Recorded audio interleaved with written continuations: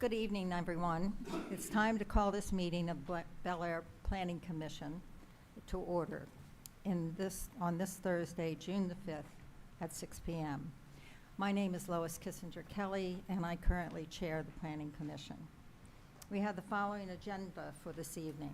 The first will be the approval of the minutes from our previous meeting on May the 1st. The second will be a review of a 3,300 square foot restaurant and nail salon to be constructed at 102 North Bond Street. This is a continued hearing from May 1st, 2025, to review specific requested information and changes to the previous submission. Following that will be a review of a special development, site plan, and landscape plan application for a 82,924 square foot shopping center consisting of a restaurant, retail, and grocery store uses to be at Bel Air Marketplace, LLC, to be located at 600 Baltimore Pike. And finally, there will be a review of an ordinance to establish short-term rental uses in the town. These proceedings are audibly and visually recorded and streamed on YouTube. The link is provided on the agenda posted on the town website. Each item will be presented by the planning department. Then the applicant will be provided an opportunity to present their case and answer questions from the commission. Following the conclusion of the presentation, the public may make statements or ask questions. All questions must be directed to the commission. Please come to the podium to speak and state your name and address clearly so the recording personnel can accurately record the information prior to offering your thoughts and comments. Speak into the microphone, as I'm trying to do right now. Hopefully you hear me. Loud and clear enough for all to hear. All speakers from the public are permitted 3 minutes maximum unless you are representing an organization, and then you will have 5 minutes. As an alternative, if you like, you may submit written information to be made part of the record. Please do not interrupt any speaker. Everyone will have an opportunity to speak. The restrooms are down the hall to your left. And at this point, would you please silence your cell phones? Tonight's meeting was advertised and posted in the local paper, and letters were sent to adjoining property owners. So as I said, the first order of business is the approval of the minutes from May 1st, 2025. And I have one correction, and that is on page 6, second paragraph. It should have said Board of Appeals, 5th line down. Are there any other corrections to the minutes? Evidently not. All right, do we have a Move motion? for approval. Second. All those in favor, please. Aye. Aye. Aye. Mr. Small, will you please present the next item on the agenda? Thank you, Madam Chair. Next item on the agenda is a continued hearing for 102 North Bond Street. That is from the May 1st Planning Commission meeting. This application, again, was reviewed by Planning Commission on May 1st, and the applicant was requested to revise the plan, site plan, landscape plan, and architecture based on concerns outlined in the attached letter to your package, but it's also been posted. The initial request was for approval of a 3,300 square foot, one-story commercial building to be constructed on a 15,000 square foot lot in the B3A General Business Gateway District. And this for a restaurant and nail salon. Associated with the restaurant use, a special development for outdoor dining was proposed, and a waiver for stacked parking was also requested. The proposed building will contain a 2,200 square foot restaurant and a 1,100 square foot nail salon. And I'm not going to repeat some of the items that were on the previous staff report, just to go straight to items that are under consideration. So that 2,200 and 1,100 square foot uses require 22 parking spaces. And the developer's proposing 23 spaces access from Alice Ann Street with stacked parking arrangement. So that's the part that you'd have to provide a waiver for. The original site and landscape plan dates should remain on the plan and a revision date's added, meaning they can't keep the same date. They got to note that this is a revised plan. And if it gets revised again, they got to add another revision date. 16 of these spaces again are proposed to be tandem or stacked spaces. Section 165-51F1E allows the Planning Commission to approve stacked parking provided there is no adverse impact on the use or on the circulation within the parking lot. The building footprint has been moved away from North Bond Street right away 7 feet.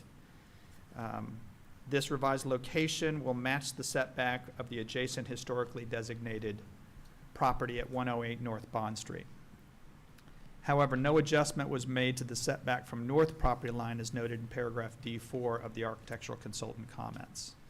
So that's something that you would need to consider whether or not that needs to happen.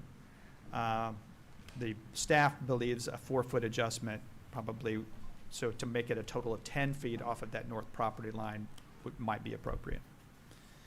The revised site plan notes 3 existing spaces nearest Bond Street and 2 proposed spaces west of the proposed site entrance. It assumed all of these will be metered once there is no indication. It assumed all of these would be metered since there is no indication regarding the relocation of meters. Based on staff review, there are 7 existing parallel parking spaces along Alice Ann Street, including 5 metered spaces. To be clear, and this is something that was noted by the applicant, these spaces are not to code. They're not big enough to be to code. But that doesn't matter in terms of the proposed development. They're changing the spaces. Whatever they propose has to be to code. A small adjustment is needed to relocate the parking to match. Does that mean they're too small relative to code? As they exist right now, they're too small. And then what would their obligation would be then to make these smaller spaces larger and you'd end up with fewer spaces in the same spot, or they have to figure Correct. out how to? Yeah, they can't revise the spaces and not provide spaces that meet code. So the spaces have to be 20 feet long. So And- seven spaces conceivably could become 5 spaces. Correct. Might you increase the volume, please? Certainly, are you saying you cannot hear me? Correct. Okay. Kevin, you're fine, it's the panel. All right. Was there also an issue with how close that parking ended for vehicles to be able to pull out? I thought there was an issue with that. Yes.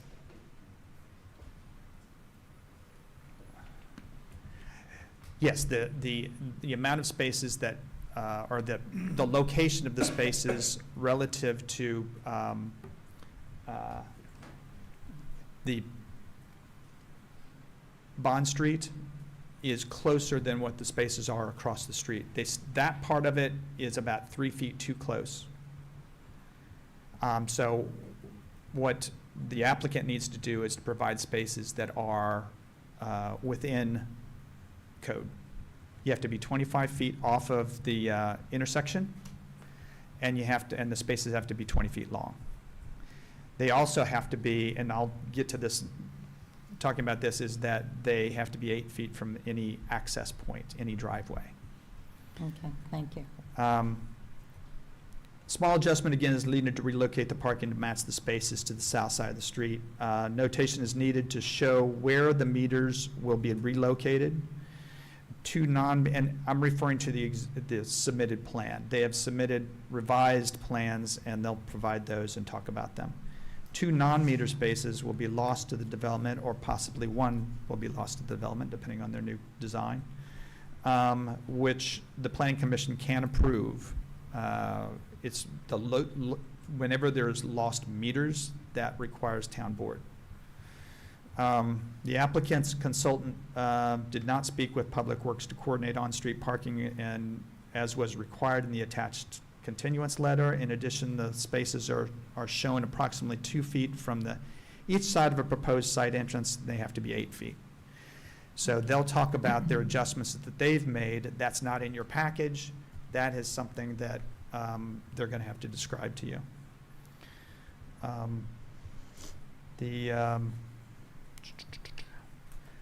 Following site elements are recommended for removal. Concrete walk on the north side of the proposed building. Now, this is something that I put in the staff report, but it's being explained to me that one of the members of the public requested that. I'm not sure what the purpose is, but that's one of the items. Access to the refuse recycling on the west side of the enclosure, because there's 2 access points. I'm not sure why you would need 2. And adjust the proposed storm drain pipe alignment to miss the existing trees along Bond Street, meaning one was going right through the middle of a tree. It doesn't need to. It can go in between. The applicant has provided several colored elevations of the development that indicate a revised version of the proposed architecture presented on May 1st. You have comments from the architectural consultant in your package. The new elevations will likely be proposed tonight and for your review. And I did provide those to you a couple of days ago via email. Outdoor dining is proposed at the corner of North Bond and Alisand Street associated with the restaurant use. The exterior dining capacity cannot exceed 27 seats. That's 75% of the interior seats. Performance standards found in section 165-53I-2I have several restrictions of which I think in their proffered performance standards they agree to. Staff recommends that in a adjusted plan that they graphically show the locations of the tables and chairs on that final site plan. Landscape is fine, except for 2 additional shade trees are shown along North Bond Street. They really don't need to be there. We got enough trees there. And the staff is suggesting those be relocated to along Alisand where there's an open location. Section 165-45B2, which relates to woodland areas and unique vegetation, applies to this property, and 9 additional trees are required to satisfy the code regarding the removal of specimen trees on the property. They don't obviously have room to do that, so they would have to, they're proposing fee in lieu. I have a list of recommendations, but those may, again, change. I did provide to you a copy of the code section related to the need to review, to have in front of you the latest review from the architectural consultant for the town. You don't have to follow the architectural consultant's recommendations, but you have to have it in front of you according to that code. So with that, I will turn it over And to that would be perhaps conditioned on the movement. I think the missing piece for the consultant is the movement away from the north end of the property, right? Yes, that would be one of them if you made that a So requirement. We would need to, but we're not seeing his, they're presenting hopefully something to accommodate that tonight, and then he would review that, which he hasn't reviewed it yet. So, and we're duty obligated to see his comments, whether we follow them or not. Correct. Okay. The only way that you could, Just bracing you for one more continuance. the only way that you could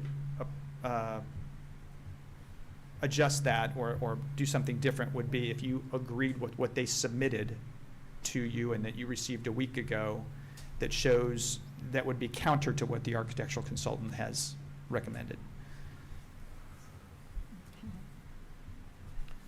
All right. Yep.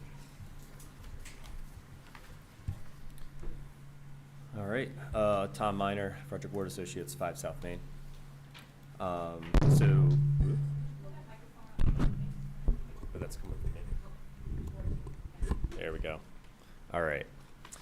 All right, so this is a continuance of the prior month's meeting. Following up on Kevin's review, we've met a good chunk of the requested items. Some of them we need to do a little bit of additional work on, and or have some additional comments as it pertains to the architectural features and changes that we've made. Going through some of the items, so the tandem parking, we're again showing that. It was noted in the last meeting to have more signage. So we have signage shown noting where the tandem parking is, and it's employee use only, along with having it striped out on the parking lot as well. To kind of go in a little bit with the parking spaces, we're providing one additional parking space on the property that to a certain extent somewhat offsets the removal of the one space that's off the property on Alice Ann Street, just saying that we're meeting code compliance, and then we're additionally kind of making up in a certain way that parking. Do you have any exhibits for them to look at? Because they don't have the exhibit you provided me. The package I gave you is 11 by 17. Oh, sorry. I thought those got handed out. I thought it was just, okay. All right. We started with some color to make it more interesting.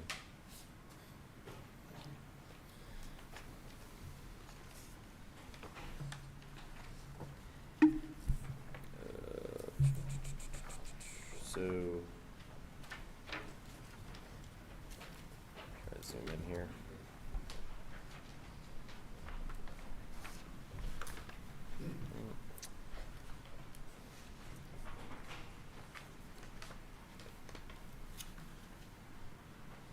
All right. So the additional eight stacked spaces are going to have signage along with being striped, just so it's easier to see. What page are you referring to? Sorry, this will be in your slide deck. That will be page, well, it can be shown either on page 2 or 3 of the slides there. You're looking at the site plan. It's a little small. So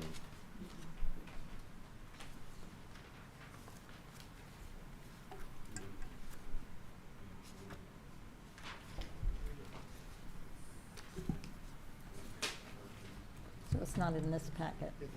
Where was it? So the second page. Thank Sorry, you. so for on the Sorry. second page, we're showing the parking. So this is the revised items we did for this submission. So we're showing some tandem parking spaces there, along with striping and signage. And just to kind of tie that into the on-street parking. So we took a look at the on-street parking just to kind of see how, because we were noticing that when we became compliant, we were losing a space. And the on-street parking ranges from 16-foot long spaces up to code compliant spaces, but even some of the code compliant length spaces that are 20 feet or greater, they're also not, they're closer than the 8-foot minimum to an entrance. So all that being said, once you add those shy distances in from entrances for sight distance, same with the location of the last parking space, the metered parking space that's near North Bond.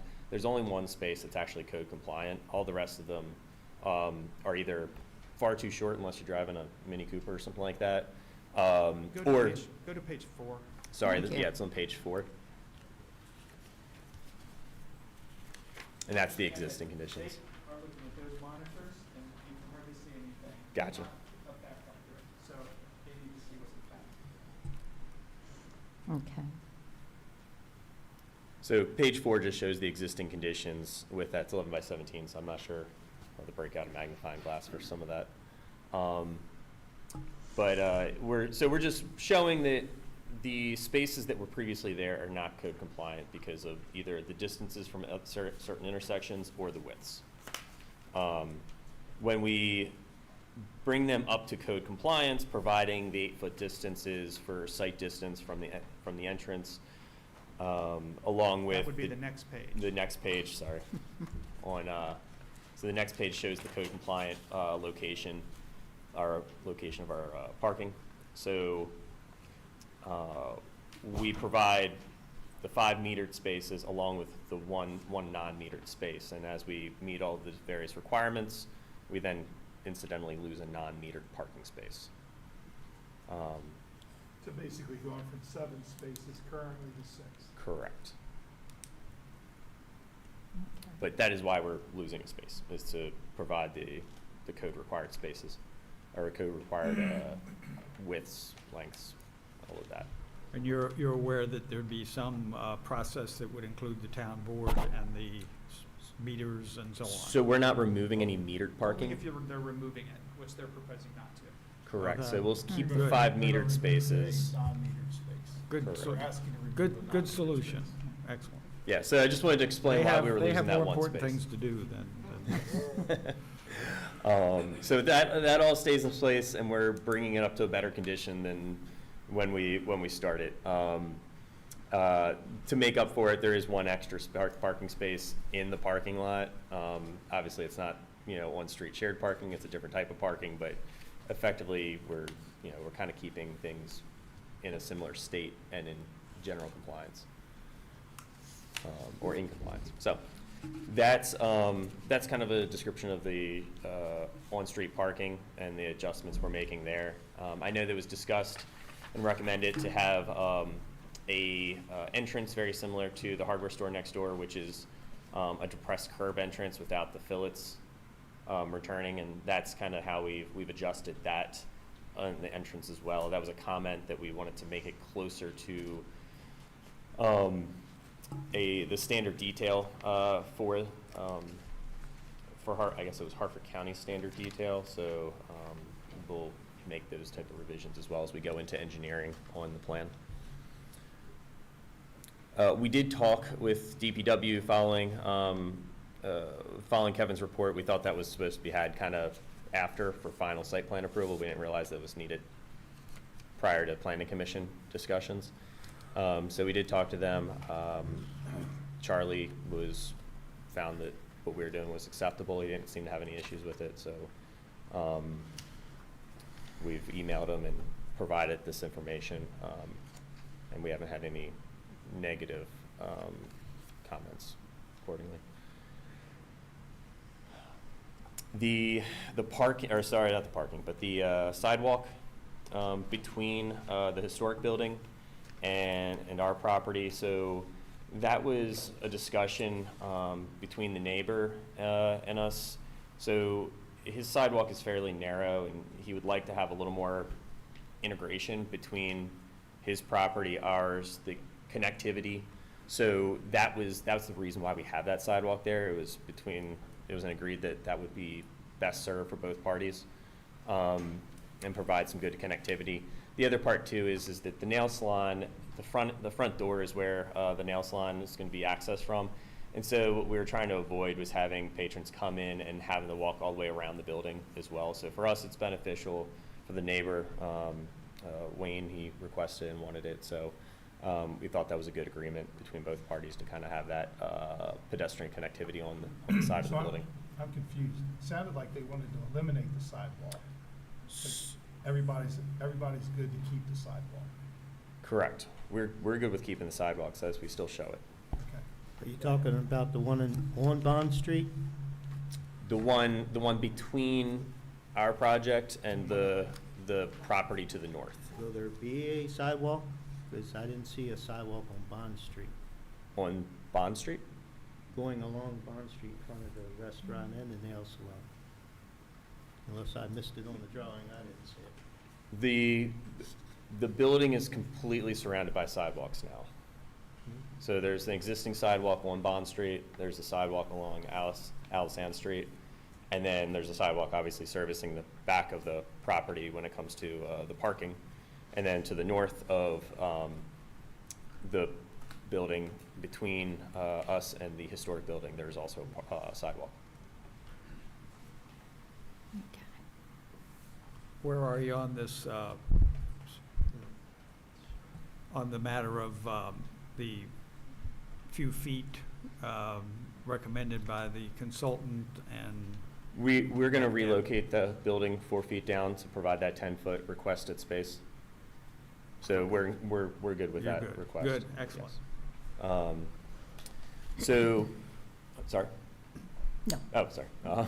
So we're also removing the sidewalk connection, as Kevin had noted.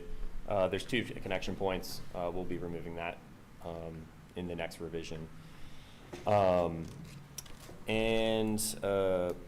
storm drain alignment, we're cutting through one of the trees. We can add an extra structure and just relocate the storm drain, and we don't have to negatively impact that tree, so it has to be removed. All in all, pretty minor revisions from a site plan perspective, you know, some very minor movements, tweaks to kind of further refine the plan. When it came to the architectural comments, really the summation of it was this is what we had submitted, first page of the package. We had made the revisions as noted, except for one of the items, the black on the building.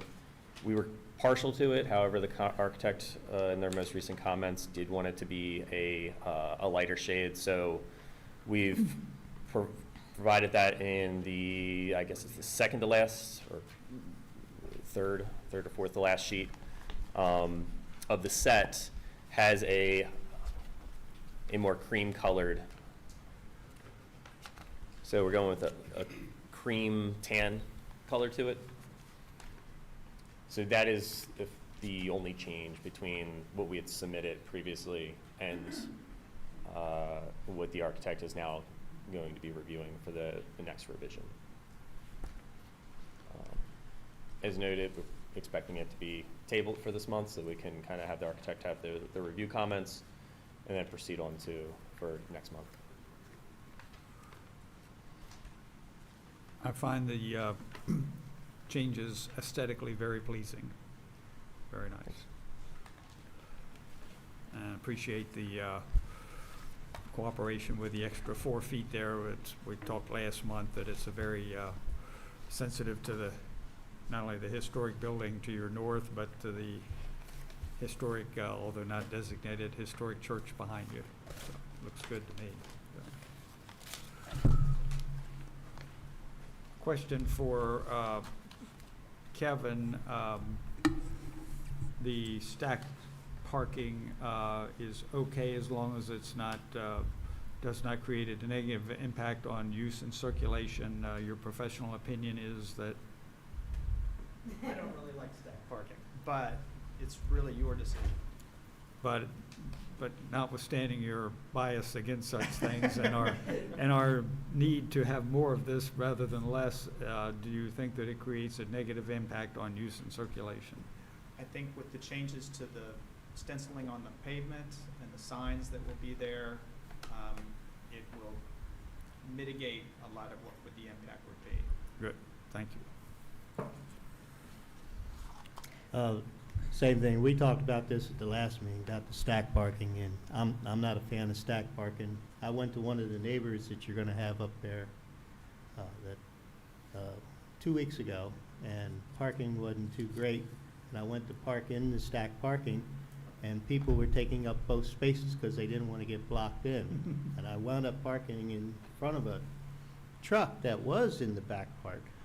And I was like, my granddaughter says, Pop, how's he gonna get out? I'm like, hopefully he's an employee here. And I don't know if he was or not. I came out, it was still there, and I got out, but the other person was still taking up 2 spaces.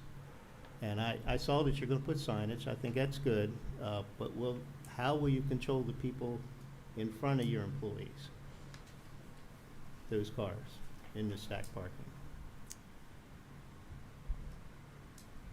So I would Even hope in they the would listen. driveway, I would it's hope they painted. would listen to the signage and the striping. We can add chains to the front of it. If I know we've discussed that. Yeah, we talked about that too, yeah. I'm always a little reluctant to add additional obstructions because someone's coming in and out, trying to back up. You're just asking for more damage to vehicles. It's just kind of being a pain. Preferably, I mean, this is a very small building. It's owner occupied and operated. You know, the operations here, the people that are coming, they're working there are going to be working a shift, about the same shift that it's open for. So they're going to be coming in before and leaving after for the most part. So the concept is it really shouldn't be negatively impacting. Additionally, it's only it's not that many spaces. So if there is someone blocking, and because of the type of use that we have here too, which is a high turnover type use, people are only going to be into a pho restaurant or a nail salon for a half hour. So that's at least what we believe would occur in the operations. So even with the times overlapping, the employees in the nail salon will be leaving in plenty of time for the employees for the restaurant? I mean, won't they be overlapping? So the amount of employees for the nail salon and the amount of employees for the pho restaurant are going to be approximately 7, maybe 8, depending on. So there really isn't going to be an overlap to that. As far as staff levels, you're looking at 3, maybe 4 nail salon employees, 3 to 4 restaurant employees for the size of the operation. So there's really no need too much for overlap in the operation. So we're not really expecting, even when they're kind of both full, they'll be utilizing that rear space. I didn't understand, have you laid out the number of tables and chairs for the outside? I think that was a requirement, wasn't it, to show that? It was on this latest staff report, but they would have to do that in their final version. In the final version. And what is this? You know, I see the 3 doors, but what is the indentation here on this side? Over here, Uh-huh. so just a part Because of that's the Bond Street, right? No, this is where the historic building is. That's the side of the historic building. Oh, okay, sorry. And they do have to, they can't go over 40 feet without providing some type of architectural. So, yes. Okay, thank you. It just helps break up the facade so it's not just a straight wall. Mm-hmm. Yeah, I agree. I like the change and the brighter color. Looks very nice. Thanks. Other questions? Yeah. And one more. It's not related to parking. I saw that you are adding a handicap space. I take it that the building's going to be handicap accessible? Correct. Okay. I assumed that would. One more question I really had was within this document from Frederick Ward. It states in 165.53.1 under outdoor dining down below were guidelines. Mm-hmm. And it talks about food service hours will be from 9 to 9. There will be no alcohol for sale at the restaurant, but will be permitted to be brought in by customers. Is that a misprint, or is that true? That's going to be an operational question. I'm going to have to defer to Danny on that. Sorry, you're going to. Yes. Apologies. And just a reminder to state your name and address, please. Yes, Danny Nguyen, 102 North Bond Street. Basically, it's for whoever the customer like to bring their own alcohol, they can. But we don't serve it ourselves, the Does that- alcohol. Does that have to be approved by the liquor board? That's a liquor board issue, yeah. But most likely, because it's just Vietnamese noodle soups, so it's not really the type where people sit around and drinking. But we're welcome for some wine if they like to.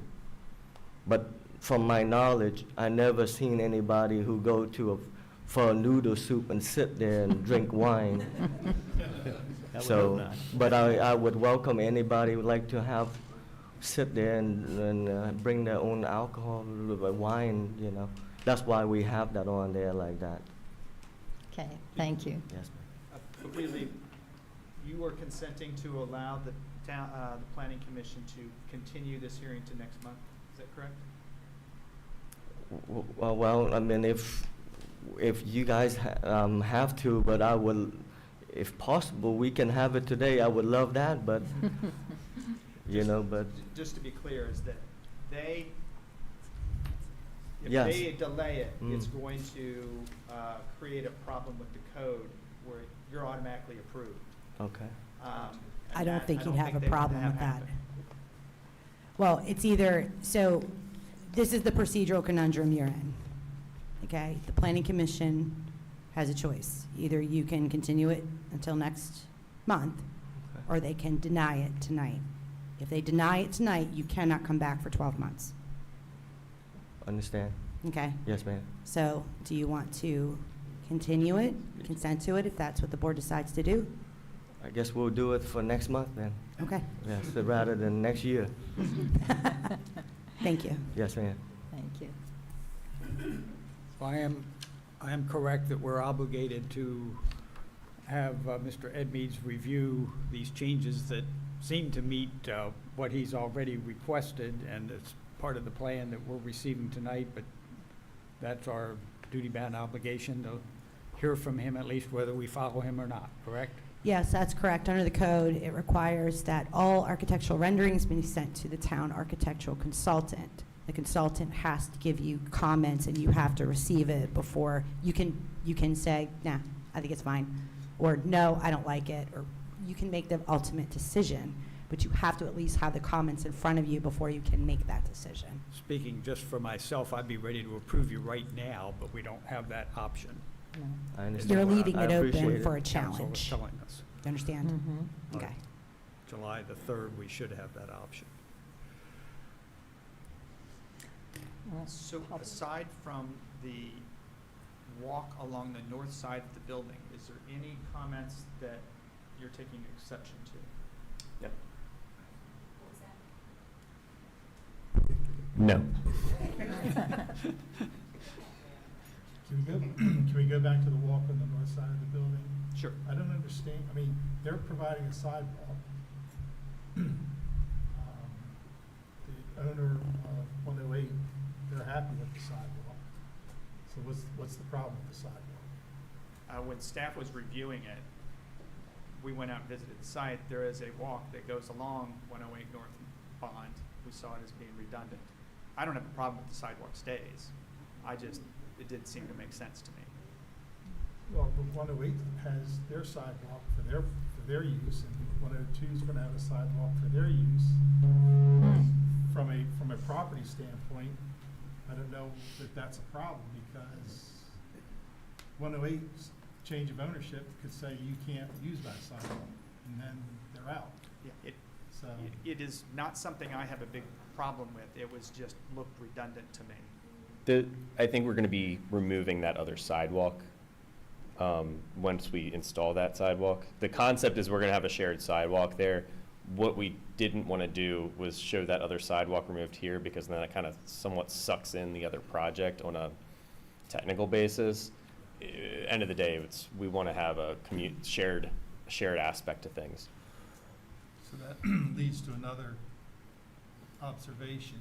So because of a shared sidewalk, both entities will enter into an agreement of some sort of limited easement saying that either property owner can use their sidewalk depending on what side of the property it's on. Correct, but that would be all private. I mean, there's other accessible points all around, Okay. so that's between, we'll I just- work that out between. But you are correct, and that's why it was negotiated between the two parties, because it Okay. was, yeah. Since it's exactly. not required by the town, there's nothing we need to be involved. That's fine. We were trying to keep it hopefully simple, that was the goal. I agree.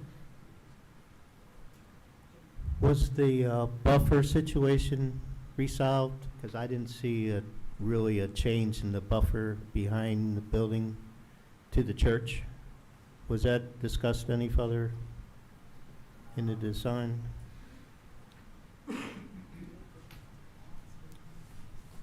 I know it's not required, but we can ask for it. I think we had it, yeah, we, There is a buffer shown. I saw it, but is it little bush? I can't tell if it's a real buffer, because you're gonna have cars back there. The employees are gonna be parked there all day. And I would think like a fuzzy green fence or something, decorative fence would be better than shrubs that are gonna take 10 years to grow up. I don't know how tall they are, but It's the buffer isn't required. They're providing it because it's asked for. But I'm I mean, has the church been consulted, or do they need to be consulted, being neighbors, or? They've been informed that this Okay. was happening. So if they wanted to have a comment, they would have to show up. Granted. And depending upon the shrubbery that you're putting in there, you know, things can grow very quickly too, and depending on the size that you put in. Correct. I personally like the idea of a shrubbery versus a fence. Well, I do That's too, just but me. it takes a while for shrubbery usually to grow up, and my experience has been to make our neighbors happy, I've always put in fuzzy fences. Mhm. The decorative type, not the cheap ones, the nice ones. Look good. Looks like grass on a fence. Mhm. Okay, Public. yes. Is anyone in the public wish to speak to this item?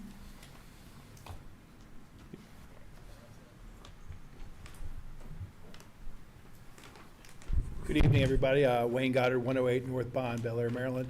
I just want to speak to the sidewalk that Tom was talking about.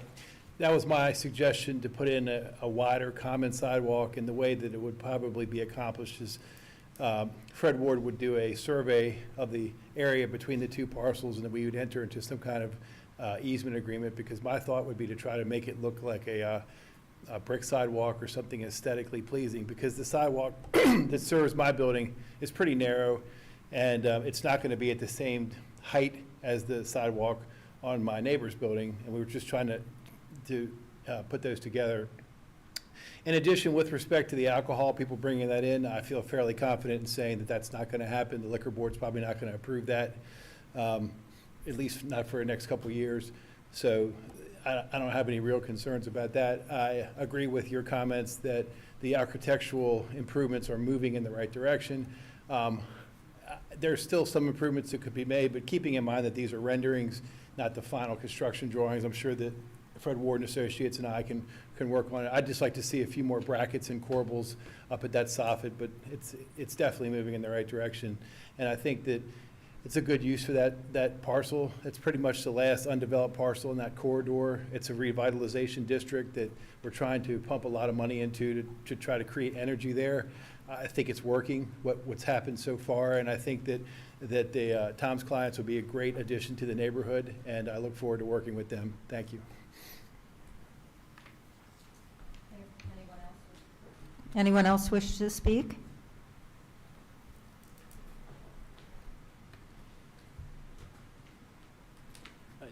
Do I list my home address? You said address? Yes, your name first, please. Yeah, Dylan Daniels, 1318 Slonica Place. I like the black. I think the black looks great. It might just be me being younger or whatever, no offense. I mean, any. Yeah, yeah. But like, it looks sleek. I like the black. Yeah. But anyways, I think it looks good. Yeah. Great, Thank you. thank you. All right, are those the only comments? All right, Ready for motion? Move that the application for 102 North Bond Street be continued. Second. all right, Mr. Hines, Yes. Mr. Rawl. Yes. Mr. Coates, Yes. Mr. Schler. Yes. Chair votes aye as well. Thank you. Thank you. We'll get to the finish line before you know it. You had a better proposal this month than you had last month, and next month's will be a slightly better one. It's a journey, not a sprint.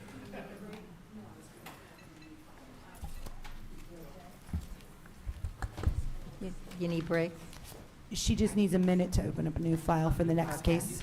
Yeah.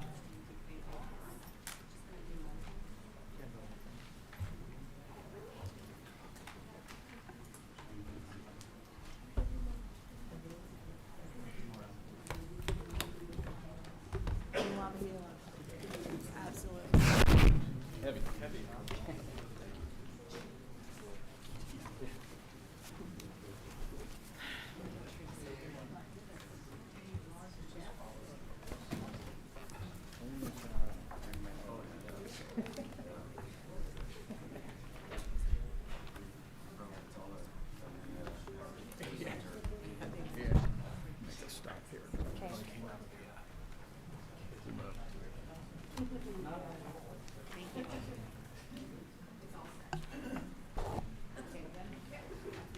Do you know how to get back into it?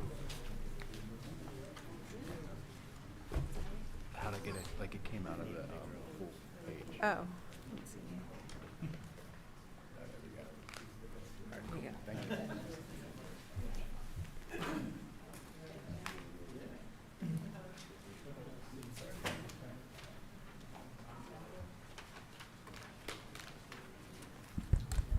Hey, Chris, do you have a business card on file for her?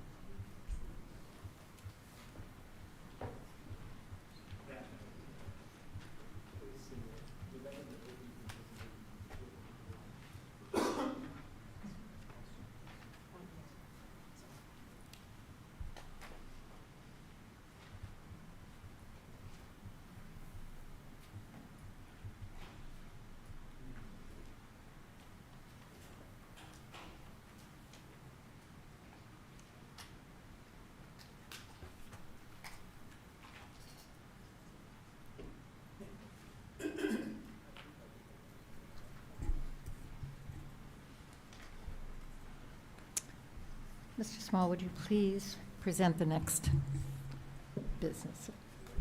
Thank you. And I'm going to do the same thing I did with the last one, because this is like a 12-page staff report. So I'm going to skip over a few items. It's Bel Air Mall, or Hartford Mall, Phase 3.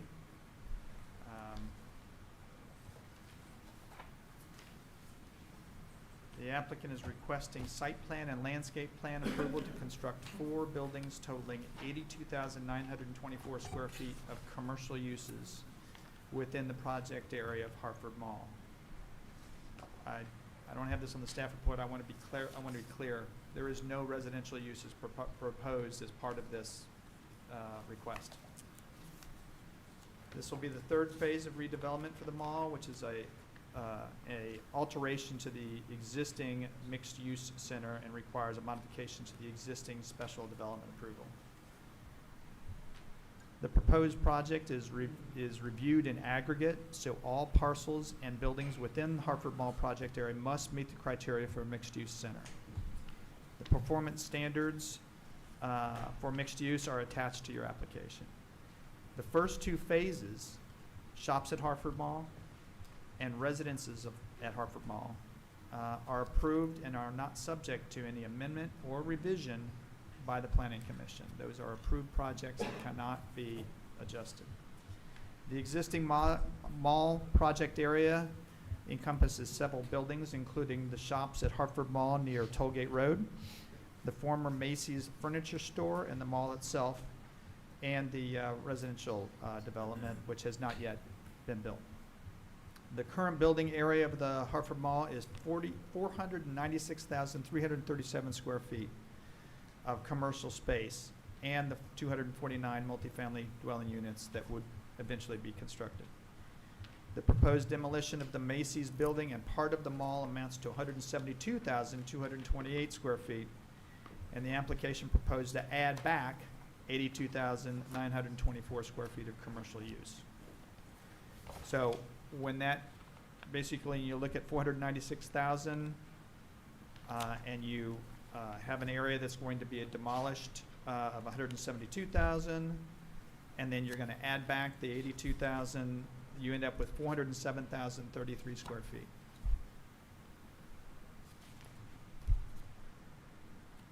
Condition of approval for residences Hartford Mall requires that a minimum of 50% of the total development must be commercial space. The space utilized by the previously approved multifamily use is 264,120 square feet. proposed development will result in 367,548 square feet. So that provides a minimum of 58.2% of commercial space, which satisfies that condition, that previous condition of approval. That also satisfies a change in code that was put forth by the town board to kind of enshrine that requirement for all mixed uses relative to their land use designation. When the interior corridor space, which is 48,888, is removed from the total mall space, the total area that is required for parking is 447,449 square feet. So a portion of this corridor space will be demolished when the Macy's structure is raised. So you start with 407,000, you take out the 39,000, you end up with 367,548 square feet. And that's what has to be parked. That ends up to be a code requirement of 1,286 spaces. The proposed development is going to, and that 1,286 spaces is 3.5 spaces per 1,000 square feet of commercial area. They propose 1,475 parking spaces, which exceeds the requirement by 189 spaces. Phase 2, residential approval require the abandonment of 34,307 square feet of commercial space within the mall in order to meet minimum parking requirement at the time of its approval. Development of the third phase will render this condition moot, because when Macy's is demoed, it will be, and additional space is brought back, the difference is more than that 34,000 square feet of commercial area. So, however, that condition must remain in effect until the demolition of Macy's occurs as part of this phase 3. South side of the building, go back, the mall meets the handicap space requirements. There is on the south side of building 100, there is spaces that appear to be shown as handicap.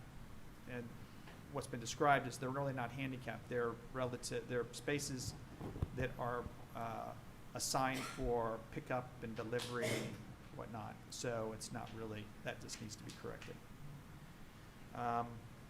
1.54 acres of on-site open space was approved along with $176,500 payment of a fee in lieu for the remaining acreage. The applicant has exceeded the on-site open space with the proposed modifications. So they had 1.54 with the last approval. They have more than that now.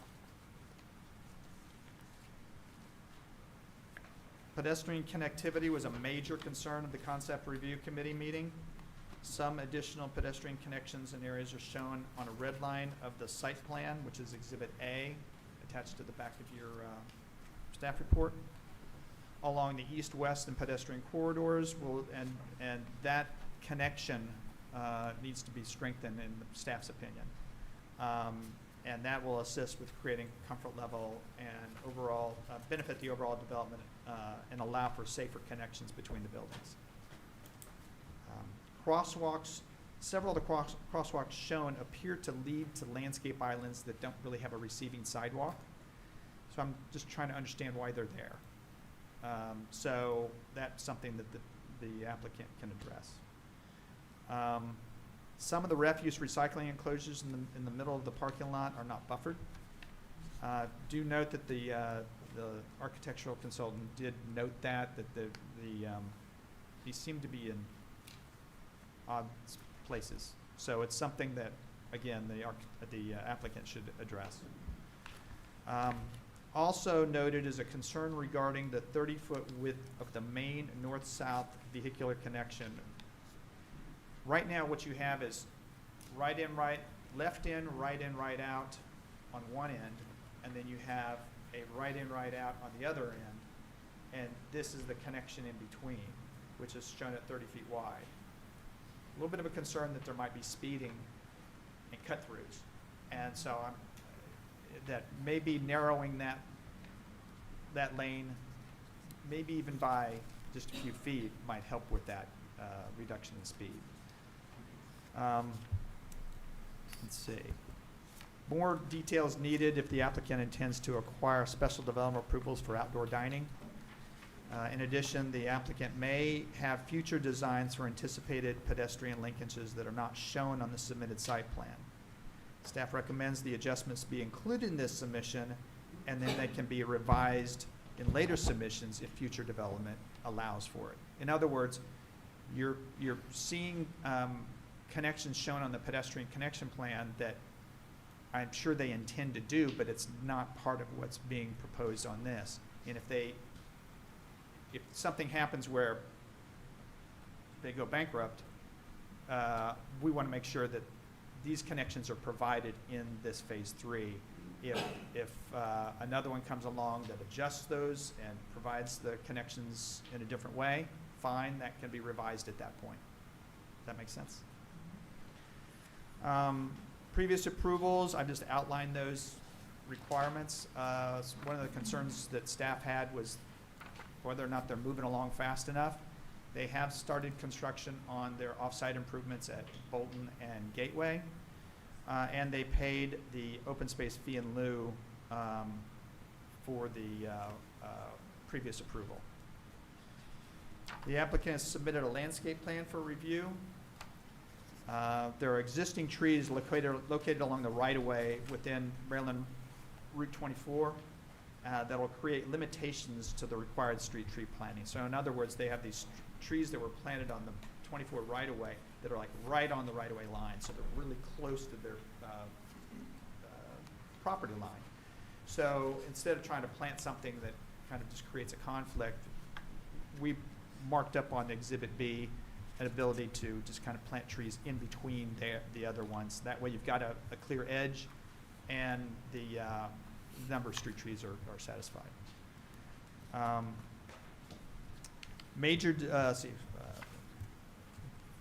In addition to street trees, some revisions to the interior parking lot will be needed.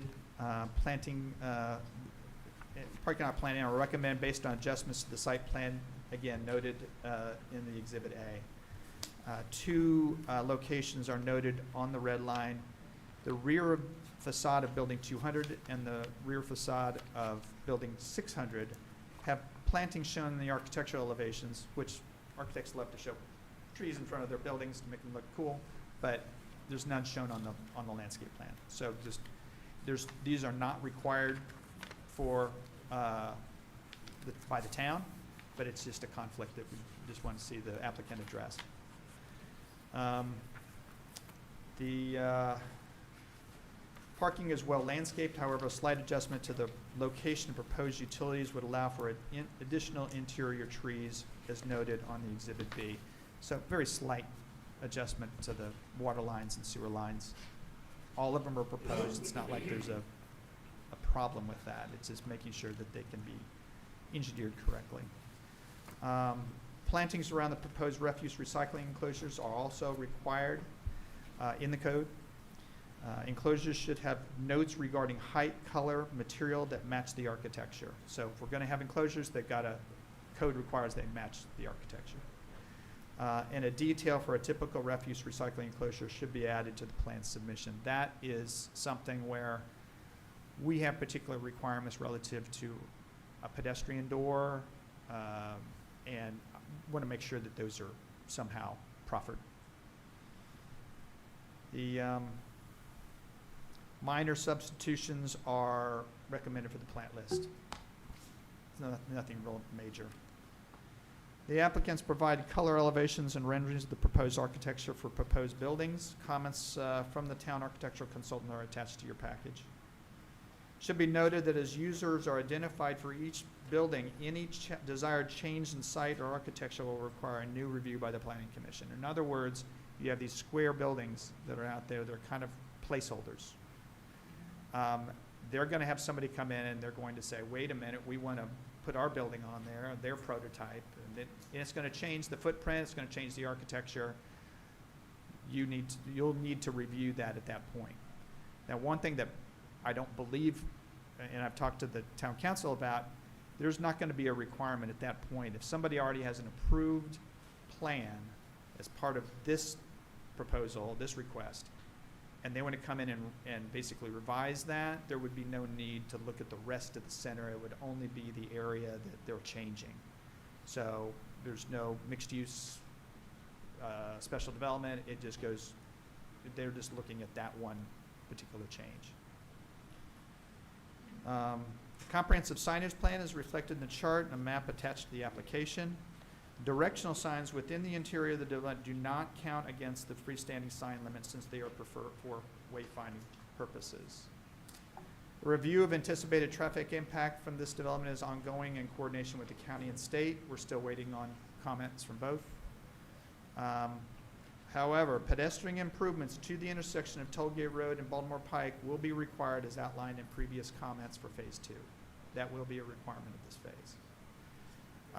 Business US 1 and Maryland 22 multimodal corridor study commissioned by the town and county will also be consulted as part of this review. So that may or may not be required at this phase, but there are improvements along Route 1 that will be reviewed. Mixed-use centers are a special development and must meet performance standards as outlined in section 16553I2G. Internal vehicular and pedestrian traffic must be designed to minimize conflicts to mitigate potential impact to patrons or residents. And that's where we get back to that 30-foot wide road. Security, loading, unloading, and recycling refuse must be organized between the owners and coordinated with the town. Development agreement was executed between the property owners as part of Phase 2, and all previous conditions of approval for Phase 1 and 2 still apply. Now, this master plan that was provided to you, and that was at your request, is illustrative in nature, and it does not obligate the applicant to any future designs. And I'll let them decide, or tell you about and explain what they intend to do. There are some changes that I put on a red line with your when you sat down today. A couple of things that were left out. I do apologize for that. First item is making a consideration or provide a consistency determination regarding the comprehensive plan. Is this consistent with the comprehensive plan? So you have to answer that. And then I've got 3 additional conditions to the site plan. One is approval of a public amenity required in section 165-118E by the Cultural Arts Commission and submission of receipts for the amenity. Provision of a cost estimate and associated architectural performance agreement and bond to meet the requirements of section 165-32C4D regarding the east facade of the remaining Hartford Mall. That's something I didn't explain before. The Shops at Hartford Mall, when it developed, it demoed right up against the where Sears used to be. So it had this kind of blank wall that does not have any architectural interruptions or undulations, whatever. That is something that is required by code, and that needs to be done. But they're likely to demo the mall, so it makes no sense to make an investment and then demo it. This would be the same thing. When they demo the mall, they're going to leave a blank wall there that doesn't meet our code. But since the mall is not long for this world, we're going to require a bond to make sure they do what they're supposed to do, but that's not something that we would feel you would want to make them do now. Let's see. And the last is a coordination with the Bel Air Police Department regarding security and surveillance measures within the mall property based on an email dated May 28th, 2025. In other words, one of the biggest police issues in the town of Bel Air is retail theft. We have we do try to do a really good job, and I think in some ways that people go other jurisdictions because we're pretty good at it. But it is something where, you know, people run into a store, grab whatever they can and run out, including the type of surveillance that our police would like to see. It should be a coordination between the mall developers and them. So that is all I have. I know that took a long time. Sorry. Oh, thank you. Good evening, everybody. Can you hear me okay? Yes. Okay, great. My name's Christopher Mudd. I'm an attorney with Venable LLP. My business address is 210 West Pennsylvania Avenue in Towson, Maryland. And I'm pleased and really excited to be here tonight to present this. I'm also excited, since we've all been sitting here, the Orioles just wrapped up their second straight sweep, so they've won 6 in a row. Pretty pumped about that. But I'm primarily excited to be here for this transformational project, and I hope you guys are just as excited to review it. I'm here on behalf of SJC Ventures, who is the contract purchaser of a 10-acre portion of the Hartford Mall that we're here on tonight. I passed out a slide sheet that has about 30 pages, and I realized after we put it together that I should have started 3 pages in. So if you, I'm turning to that page now to begin, and then I'll backtrack to the site plan. So we're here tonight on what's shown on the screen here is Phase 3. And SJC is, they're an experienced retail and mixed-use developer headquartered in Atlanta. They have dozens of active projects, or have had dozens of active projects, both completed and ongoing in the Mid-Atlantic, in the Southeast, and in the Midwest. They were founded in 2007, and they've entitled and developed over 60 properties since their existence. They were the developer and purchaser of what you see on here as Phase 1 of the mall property that has already been redeveloped on the southern side of the property. That's the location of the forthcoming Amazon Fresh and other users that exist there now. And SJC is now the contract purchaser of what we're calling Phase 3. This is essentially the existing Macy's building at the mall. And actually, what is shown here on Phase 4 is also under contract by SJC. We are not here tonight on Phase 4, but we hope to be here quite soon on that phase. We left it out of this particular proposal for a number of different reasons, but we hope to be back soon on that. And SJC is also intending to partner with the current owner of the mall, who is CBL Properties, on the areas that are shown as future on this site, and likewise look forward to coming back before you on those sometime in the future. With me tonight from SJC are Mr. Matt Robinson and Andrea Smith. I have Mr. Tom Miner and Caitlin Pierce from Frederick Gordon Associates, and then in the back is Mr. Mark Keeley, who is with Traffic Concepts. So kind of digging into it now, this slide that we're on. You all, I know that this has been through a couple of times, or you've seen it in a number of different ways, and you probably understand by now that it's a very complex project. There are different components, different owners, different developers, different uses, and market demands and timing are, they somewhat dictate the need to be developing this piece by piece. It's not always possible, and frankly, not really typical when you have a big transformational project like this that you're lucky to have one developer who may undertake all of it. You might need to bring in different people with different expertise, and that's what's happening here. And when different developers are involved, each one may move at different paces, and frankly, the complexity of the development of a different type of product might take a different amount of time. It might take longer to build a bigger building and a smaller building, so things move at different paces. And then adding to the complexity is the world of leasing. You take concepts like this to the market, and you want to attract the best users in the market. The good news is that we are, in fact, attracting those highest end retailers. SJC is attracting those highest end retailers, restaurant users to this property. We'll talk a little bit more about that as we move through. But the consequence is when you get some of these great users, they make demands on delivery times for things, for buildings, and they frankly dictate how developers need to process things and to deliver a project. And so all this really dictates this phased approach that we're taking here.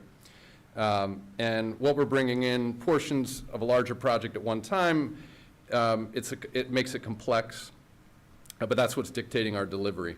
And we've come to understand, as I've gotten involved in this case, and as we've heard more from you all and others who have been looking at this project in total, that it's difficult for everybody to look at this phase by phase and not have an idea of the big picture. And we get that, and we sympathize with it, which is why we put together what you see before you.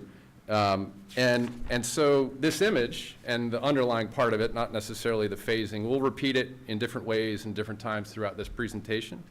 But it's meant to help you picture and envision how phase 3, which is crucial to the overall project here and the delivery of the overall project, how it's going to fit into the overall picture. And I hope that I'm able to help you envision that tonight. When we move ahead in a few slides, I'm going to go backwards first, but then we'll move ahead in a few slides. We'll see this master plan image in cleaner form, and we'll talk more about it then.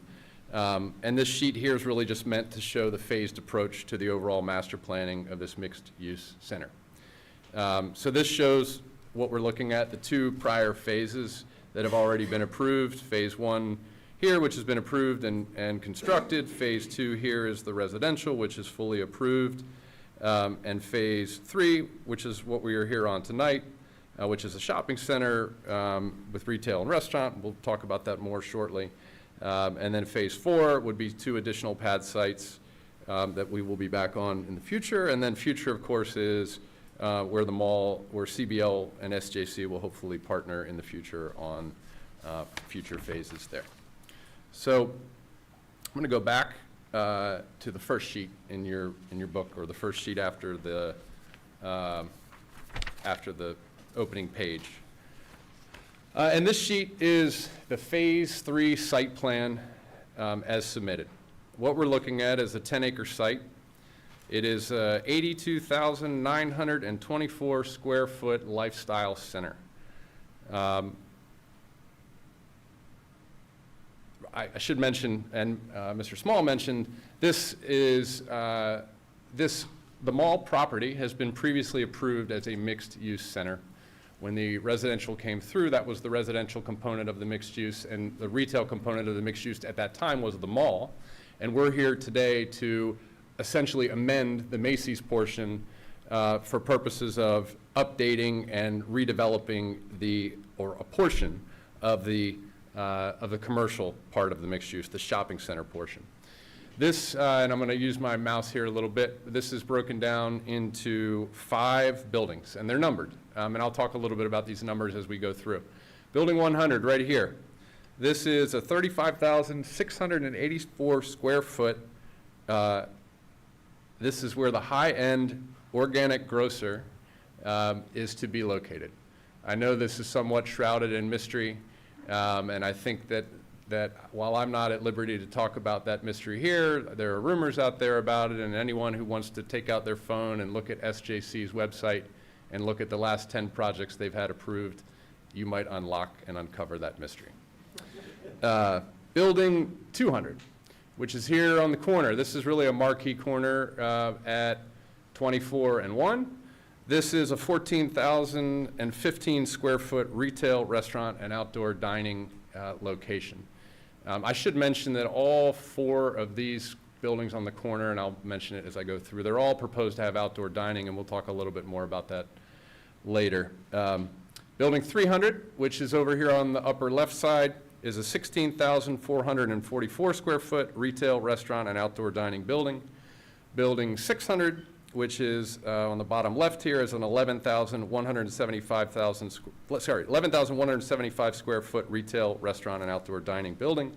And then building 700, finally, on the bottom right, is a 5,606 square foot retail, restaurant, and outdoor dining building. Mr. Small talked about the parking and the fact that all of the uses in total, both in what we're proposing here, the residential and the additional commercial, all generates a particular amount of parking spaces, and the amount of parking that's being provided is sufficient, so there's no parking variance or anything proposed in that respect. You'll notice the design here for this particular use has direct connectivity to Bolton Street, on the west here and Route 1 on the right. And there's really a spine road that runs right through, and Mr. Small talked about this, and there's some comments that we addressed in the red line as to the width of that spine road. But that's meant to provide direct connectivity into the site from 2 main veins outside of the site. Once you get in the site, it's kind of a traditional grid pattern. There's 3 different ways to get into the center with your vehicle. One through, in this location here, a second one in the middle, and a third one here.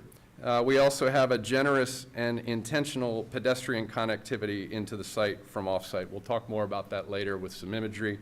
And I should also note and mention, I'd like to note and mention that this is intentionally designed to orient all of these buildings along the adjacent roadways. For the building architecture, and there's green spaces that are going to be the things that people are going to get engaged with as they walk and drive by this site.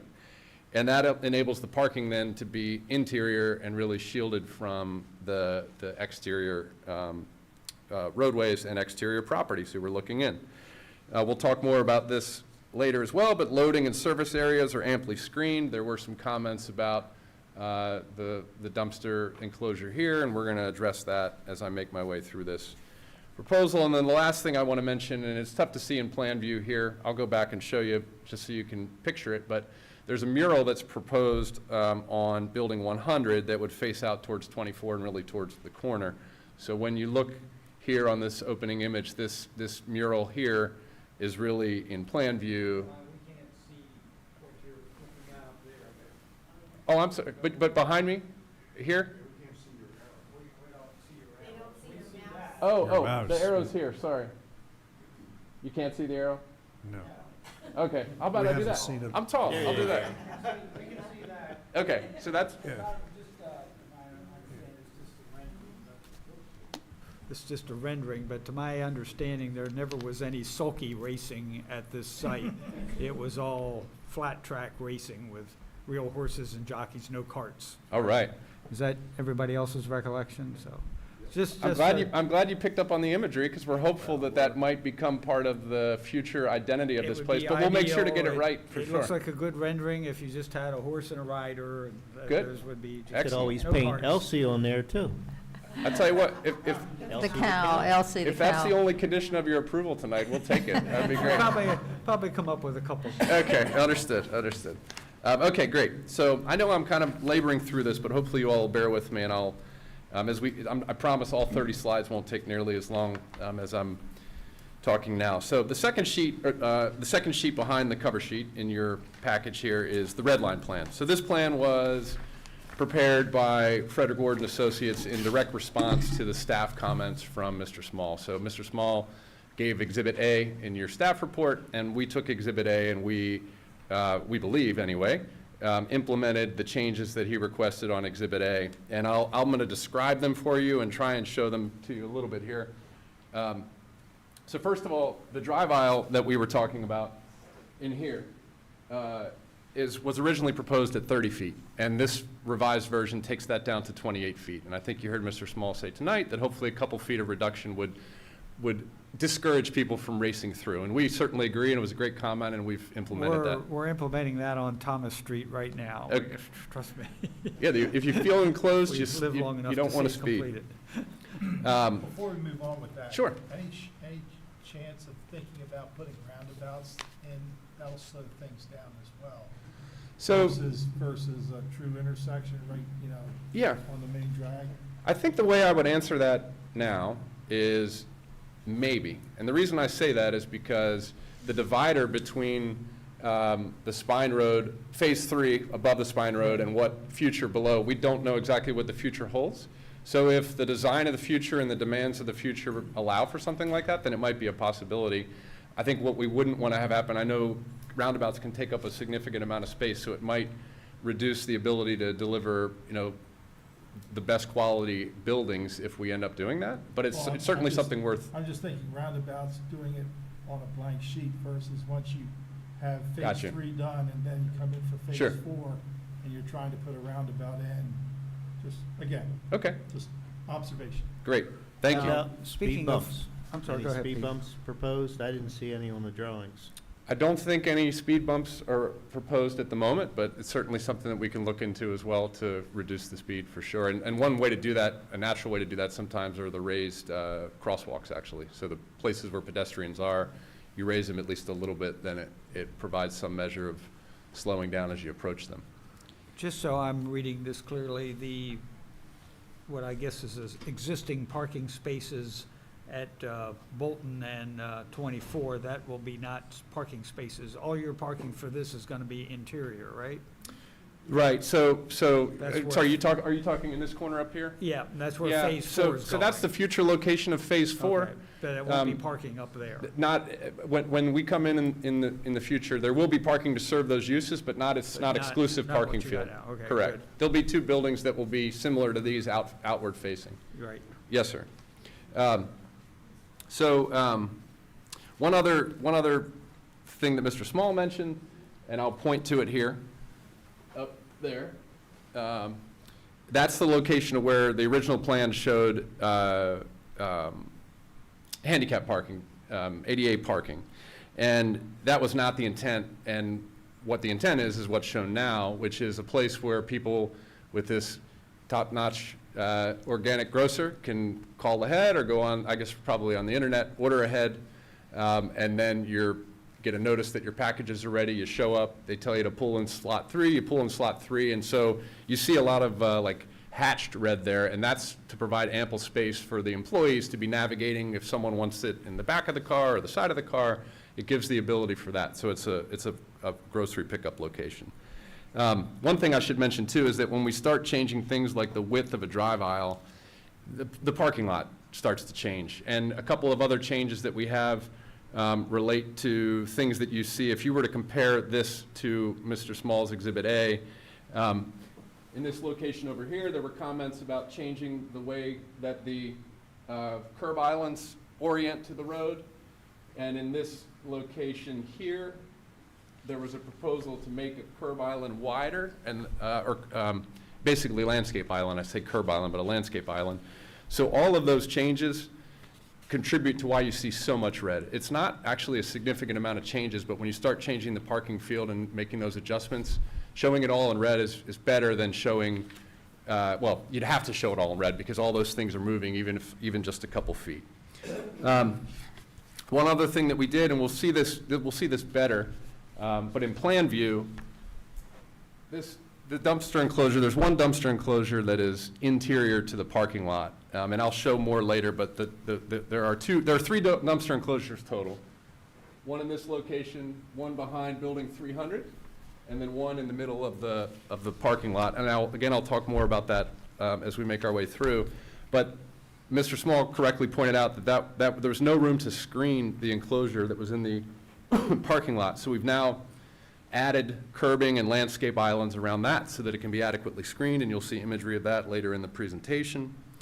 And I think that pretty much covers there were also some changes that were made, as Mr.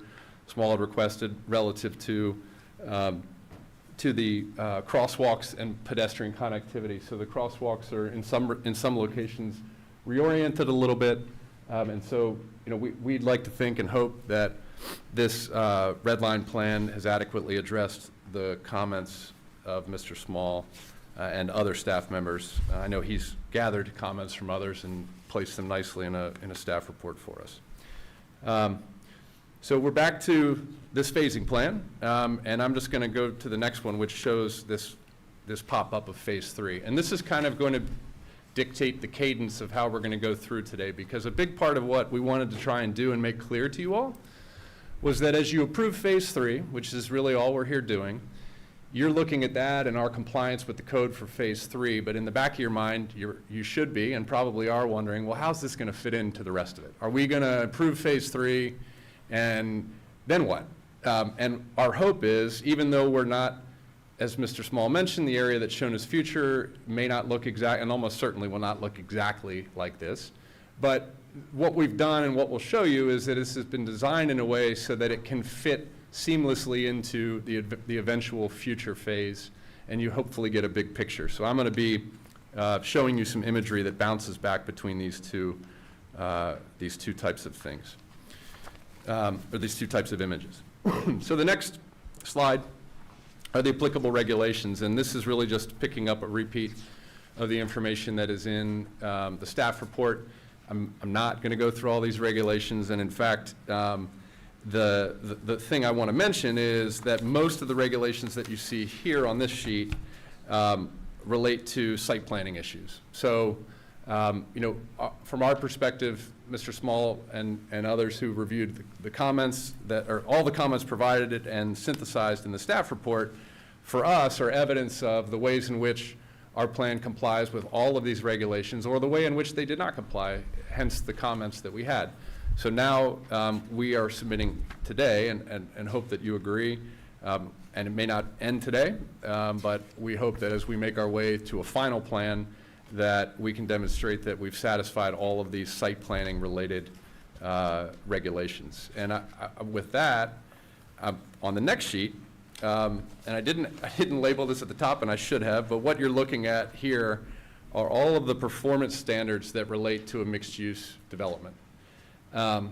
This is section 165-53, and I won't do the rest of the letters and numbers, but this comes directly from that section. And for our purposes today, we wanted to present on the basis of our compliance with these performance standards, because frankly, a lot of these standards overlap with the standards on the previous page. If you were to read through a lot of these, you'll see a lot of the same concepts that come through here.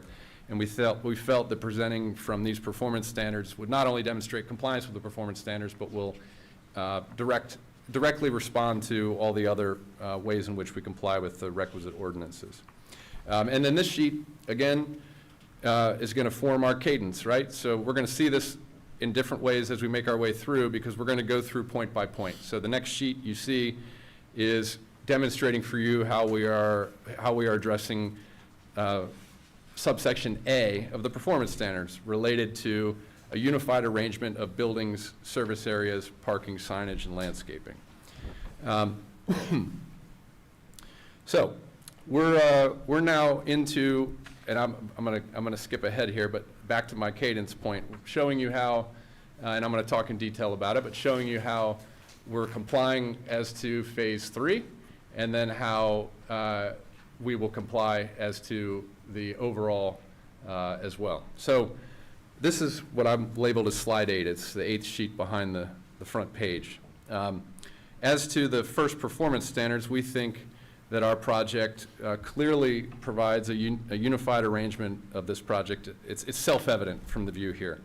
We have intentionality in having the buildings oriented along the outer edges of the property and keeping the parking internal and screened from view. And the outward-oriented design and the complementary grid-like pattern on the interior provides for a neo-traditional shopping center experience where pedestrians and vehicles are drawn into the site easily, and they can easily orient on foot across generous sidewalks and crosswalks, or through the ample and numerous drive aisles to get to the destinations around the center once they're there. This is designed with the hope that someone may come to the center for one specific purpose and be lured to stay there and easily get around there once they're there for hours more.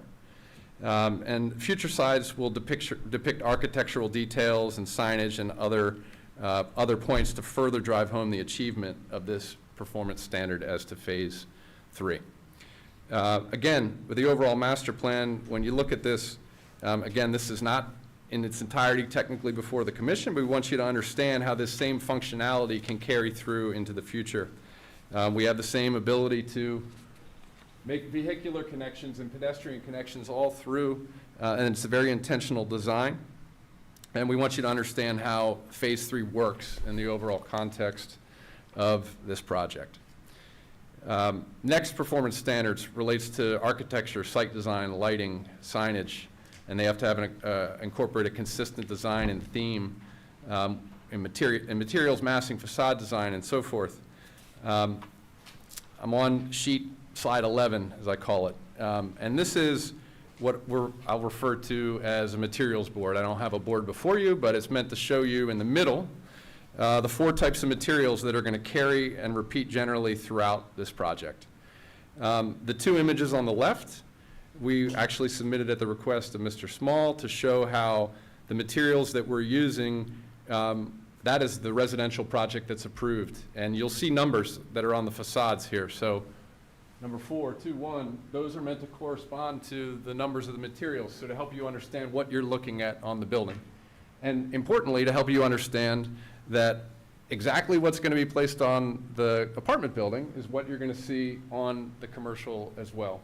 One comment we did receive from the architect, I noticed in the package, was that he asked that the developer consider adding brick. You'll notice that brick is not part of the 4 things here, but brick is shown on the residential project. And it was actually intentional for the developer to not include brick on the commercial, because they wanted the residential to stand out on its own and have a different pop. That's not to say that if other people want brick, that we wouldn't impose brick, but that, I just wanted people to understand that it was intentional, and they're certainly willing to go back and apply brick if that's something that the commission wants us to do with the architect and with Mr. Small. As I mentioned, the 2 images on the right are meant to show you how the materials are applied in the commercial. What you're looking at here is Building 100. This is the grocery building. And the bottom image is, again, the view from Route 1 and 24 with the wrong types of horses and on the mural. But it shows how the materials are on both the interior portion of the project and the exterior portion of the project as well. The next slide. The intent there will be to have the front and the back of these structures both have the appearance of being front. Absolutely, right. So, you know, it's a challenge for these retailers that on these neo-traditional designs, you want to push the buildings up to the streets, but you don't want people who are driving there to be going into the back of the building. So the solution is to make the back look like the front, even though people might not actually have access to it. So it's going to present like a storefront and have activity in that way, but the actual people who are going in are going to be going in from the parking lot side of the building. You see a great deal of green space. Yeah. Around, but when you flip to be inside the area itself, I do not see the nice green space. Yeah, so that was a comment that we've received before or heard before. And I think that the thought process there again is we're putting green space in places. If we were to not have, I guess the best way to say it is we thought it presented best to be the green space oriented with the exterior world as opposed to people who got there. So it's meant to be visually attractive from Bel Air. If the buildings were moved forward and you apply the green space inside, that's fine, but then you have buildings much closer to the street. I think that was essentially the design. I don't know whether Matt Robinson may have a different way to respond to that as well from SJC. Matt Robinson, 1115 Howell Mill Road in Atlanta, Georgia. But yeah, thank you for your comment, Lois. As far as the interior landscaping is concerned, I think that was a comment that came up in the first meeting that we had with y'all. I think we had addressed that in the site plan that we present here. You know, if we want to go back to the color plan. Oh, what is that? Oh, it's up and down. Okay. Oh, sorry, the other way. There we go. Can we, well, actually, so we had some in here. So the way in which we've incorporated the green space, or excuse me, the landscaping in the interior site is along the pedestrian walkways to make them a more pleasant experience as you're walking through. If there's additional green, you know, landscaping that you guys want to see, it's something we can take a look at. But as Mr. Mudd mentioned earlier, we wanted to orient it around the center so that draws people in. And once you get in the center, it's the retail activity that really brings that energy and excitement, and concentrating the landscaping on the interior center along the walkways. That was the intent. But I was I hoping. think the one thing she's looking at on that one screen shows building, or put the building next to whatever the organic store is, building 100 on the corner, but behind it, we show green on that, but that's really your stormwater management. So that's, you have the stormwater management right there on the corner, and that's what you're representing on this picture here. Mm-hmm. Well, so, I mean, we can, we can, we can also put the, we can, Is it open stormwater management, or is it closed stormwater management with green space on top of it? I might need Tim to Yeah, jump in Tom, there. we need so- Tom Minor on that one. Sure, so, I'm gonna go back Basically to, on the corner of 1 and 24. up and down, there Oh, we you go. had it- You had it right. Other way. Oh, you want to go this way? Yeah, we can go that way and just talk about the stormwater aspects. So we have 2 microbios on the corner there. We can landscape those pretty heavily. I think a lot of times when it comes to the microbiome retentions or those type of facilities, there are limitations sometimes to when it comes to trees. But No, I'm just saying, so based on this picture here, which shows the corner of, this is 1 and this is 1 Correct. and 24. Mhm. You have all this green space here, which is where your stormwater management is. yes, So this stormwater management is either open or closed. So I guess the question there is, if it's going to be green, oh, can Is people it- be is walking it- on it? So is it green I mean, is it green because it's closed and sodded or grassed over and the stormwater's underneath? Or is it an open stormwater management where it'd be fenced in and? sure, so it won't be Right. fenced in, but it will be open. It'll be a planting bed. So wildflowers, various bushes, and the limitations on those, really the only limitations when it comes to a planting bed like that is we can't put trees in it. Otherwise, we can landscape it pretty heavily. But it probably won't be just a sod. So it won't look like this. It'll look kind of like what's right behind it though, with the flowers and the shrubbery and such. So a little less just straight grass and a little more actual plants. I mean, Yeah, again, so that's the, I mean, if it looks like this, I don't see a huge problem with it. I mean, Got it. so, I think from this perspective here, for the where the stormwater management is on that corner, if it's grassed and all that, I don't see a huge problem with that. If it's gonna be open and fenced in, I may have a little bit of. they'll be about a foot deep. This is about the depth it'll be running. So it's not going to be a wet pond or any kind of wet facilities. What I was getting at and what I was hoping to see would be with these restaurants, people like in Yeah. the summer to eat outside. Sure. And I was hoping that once inside the mall, that there would be enough green space there that they could be able to have tables and chairs set outside. Yeah. And you do have an additional 189 spaces. Could you get rid of those and add more green space? I guess I would say it's something that we can look at, but I don't know whether it's something that, It's something we can explore, absolutely, if that's what y'all want us to look at. Whole Foods, I'm sorry. I just let it slip. strike that from. Nobody heard Oh, that. yeah, whoa. Our organic grocer, which is like Whole Foods, if you're familiar, they Well do done. have a parking requirement that has to be met for the center, but I think we're still above that, so we can include some additional landscape areas within the site. To your point about the outdoor dining, though, I think Mr. Small brought that up at the beginning. In terms of future submissions that we might need to do, we just don't have any signed tenants yet, and so that is going to drive a lot of that outdoor dining experience, and so I mean, how it would be how treated. how it would be executed. And as you point out, a pretty common feature is outdoor hardscapes and landscapes, and that will absolutely 100% be a part of the plan. One Well, thing plu- that Plus, maybe- I mean, they're not all going to be restaurants. They could be a shop or Right, so something. It's- there are, each of the buildings, and this may be the best place to see it. Each of the buildings, each of the non-grocer buildings, which is building 300,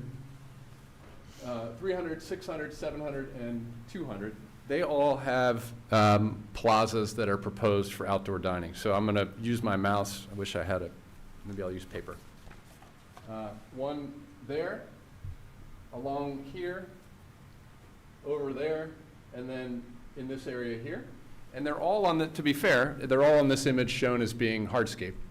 But without knowing exactly what tenant is going to go there, that is an opportunity where it might be greener, or you have elevated planters, and I'm almost certain you would probably box it off in that way. So I think that's where there'll be a concentration of that type of an atmosphere for people who are going to be dining at those particular places. But each of the buildings is intended to have an outdoor dining experience.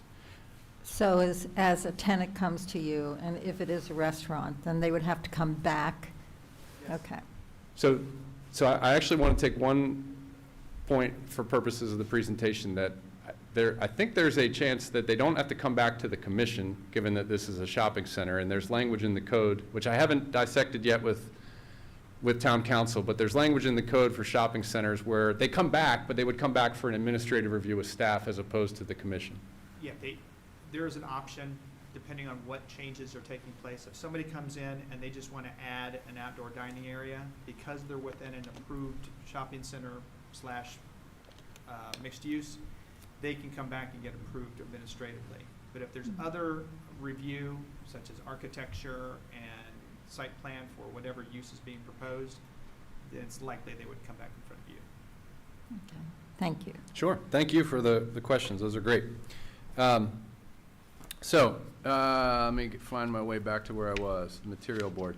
And I was just going to go through some more of these images just to show you. I'm not going to bore you with the architectural details, but I did want to just make sure everybody, on this page, I think we're oriented here. This is building 100 when viewed from, 100 when viewed from Route 1 and 24. Can I interrupt you for Sure. a second? Can you go back one? Sure. I'm going to take over your, for a second. Is that the architectural elevations that correspond with that rendering? Yes, Okay, so that's building 100. correct. Yes. Okay. A little bit of a difference there, so I just want to make sure that everybody understands that. I don't see as much pretty awnings and whatnot there, but that's something to please make sure you take a look at. Okay.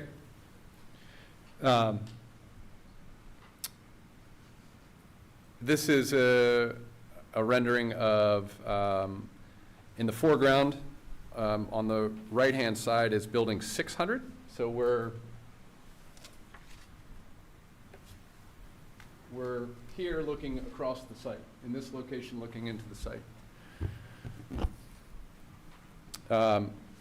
And again, in the foreground, you have this sushi place, and you'll notice the incorporation of the block and the stucco, as well as, actually stucco, this is block on this location. We have the windows with the glass storefront, and again, the outdoor dining opportunity here. Building 300 is in the foreground on the left. That's where the umbrellas are in the corner there. And you'll see that there's corrugated metal in this location, and smooth stucco elements, as well as the glass storefront, and another outdoor dining opportunity at that location, which I pointed out previously. And then farther back here, we see building 100 in the distance, and then difficult to see here, but that again is building 200 farther back on the page. And again, these are meant to show the harmonious materials throughout the center.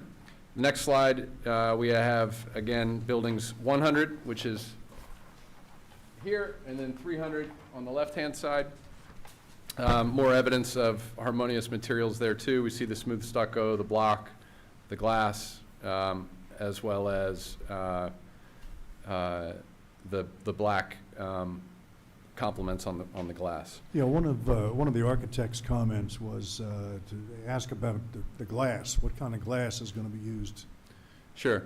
I think that's one of the details that, as each tenant comes in, we'll have to understand what type of glass that they're going to use. And I think he specifically was talking about the tinting of the glass Yes, and the tinting, glazing. yes, Right. tinting and glazing. So I think is that something that each tenant you think will? That's correct. I mean, the standard is going to be your standard storefront glass that we would put in. But other tenants may request a different tinting to it, but not very often. I can't really think of any tenants that have requested it in our last few centers, so it's going to be a standard transparent storefront glass. If it is tinted, is that something that goes back to you, Kevin, or? That's something that I think we would have to look at, because I think there are restrictions on the amount. I mean, you can have tinted glass, but I don't think it can't be dark glass that you would see. Like AutoZone did. Like on Yeah. AutoZone did, yeah. Yeah. I mean, it was, at one time it was clear. glass. Nor would I think you expect to see that here. I think you're going to see a fairly harmonious, but. You want something inviting, right? Yeah, absolutely, yeah. Obviously no mirror glass. Yeah, correct. So I'm happy, the only thing I'll tell you about these next few slides is that the building number, the architecture goes in order of building. So we're looking at building 100 on the first one, building 200 on the second, building 300 on the third, building 600 on the fourth, and building 700 on the fifth. And I'm not going to play lawyer and run through architectural drawings, but we're happy to answer questions as we continue to make our way through, or if you have questions at the end, for sure. To be clear, the enforcement here is the elevations, not the renderings. Correct. The renderings can say and do anything they want, it's the elevations that are enforceable. Thank you. This next slide, we're getting into the performance standards relative to vehicular and pedestrian circulation, C and D. And we're going to address both of them together. And again, you see this idea of blowing up phase 3. So this is meant to show the pedestrian circulation in blue. And then obviously the vehicular circulation is part of the gray that is here. But again, we have direct non-circuitous routes into phase 3 from adjacent major roadways. We have the spine road that I've spoken about before that runs through the site and can facilitate vehicular connection from one side of the center over to the other with minimal conflict. And I don't mean cut-throughs. I mean somebody who wants to come, and if they know that they want to go to the organic grocer, they can come in and cut right in and get into the organic grocer. If they want to get from Route 1 all the way over to the far side, they can take this spine road and go all the way over to the third entrance and do that. And so it's not, it minimizes conflict by having this spine road go through, and it creates this grid-like pattern. But at the same time, it also is inviting for someone who may not be very familiar with the center, because they can go through and navigate and make their way around to find whatever use they intend to find or may be exploring and make their way through. And we think it presents a way to do that. And similarly, on the pedestrian side of things, all the blue highlighting shows the way in which we're really trying to invite pedestrians, bikers, and walkers into the center. We have numerous connections right at the front where someone can walk through the grassy area and connect on a sidewalk all the way around building 300. And similarly, they could walk down Route 1 and come to the pad site that is down here, building 700. And otherwise make their way further into the site and walk in any number of different ways. We're really hoping to attract people who live nearby to bike and walk into this center. And we also think that the way in which these pedestrian connections come in, as well as the spine road, it minimizes the conflicts between the pedestrians and the vehicles. Just before you go to the Sure. next slide, see where it says the number, has the numeral 1? Yeah. Do you anticipate changes as part of phase 4 that would straighten out that road, and therefore you would provide, because right now you're not providing those pedestrian connections, and in the future you're going to provide them? Correct. That's right. Okay. That's right. Yes. And I should thank you for pointing out the numbers too. The numbers are meant to show little vignettes where what the pedestrian experience is like in each of those locations. So where you see the number 1 on the bottom left, that's what the experience is going to feel like for people over here, 2 and 3 and so on. And so we're trying to provide nice wide sidewalks and breaks between where vehicles are and pedestrians are so that they feel more comfortable in the pedestrian experience. And again, next slide, we try and show how this seamlessly will fit into the future. I mean, obviously, phases 1 and 2, it shows the way in which you can connect into those. Phase 1 exists, and phase 2 is approved in this fashion. So it shows how people in phase 2 in the residential might be able to walk into the site and people walking around the site. And it shows how this grid pattern can be continued if and when we come, not if, when we come in for future phases, and how we have the opportunities to continue these grid patterns through. And I think you can expect that while these buildings may not look, like I said, exactly like they're shown here, I think that you can expect that the pedestrian and vehicular connections are going to respect the locations and where they are as to phase 3.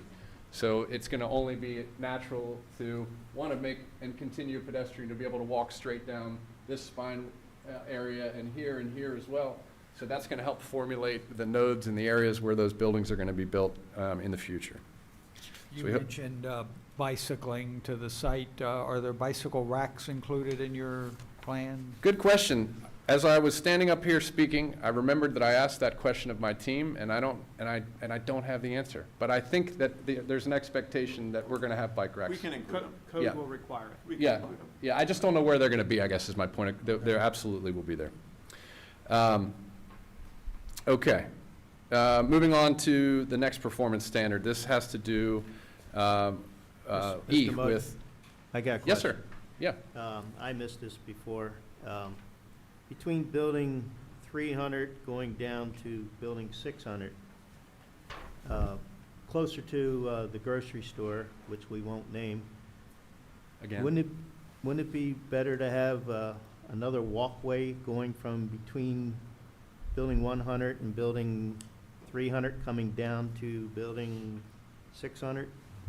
Let me go back where the buildings are. Add another walkway is what I'm saying. So you're saying, sorry, let me go back to where I have the building numbers. Can you repeat the question? I'm sorry. Between building 100 and, Between 100 and 300 heading south down to building 600, yeah, you would have to go all the way down to the end of the building and then go down. Couldn't you have another walkway that's closer to the whole? Through a I'm drive sorry, aisle. The food store going down to building 600? In between? yeah, that's a question of geometry, and I don't know whether, Yeah, that's something we can look at for sure. It sort of, it sort of plays into the phase 4 plan that we have, which we were sort of designing it all together, right? But we're obviously here just on phase 3, and how the parking works across phases. But we might be able to squeeze in a walkway there. Let us look at it. yeah, I think that would be a matter of putting in a wider curb island between one of these rows of parking and being able to come straight down. So that's definitely something to look at.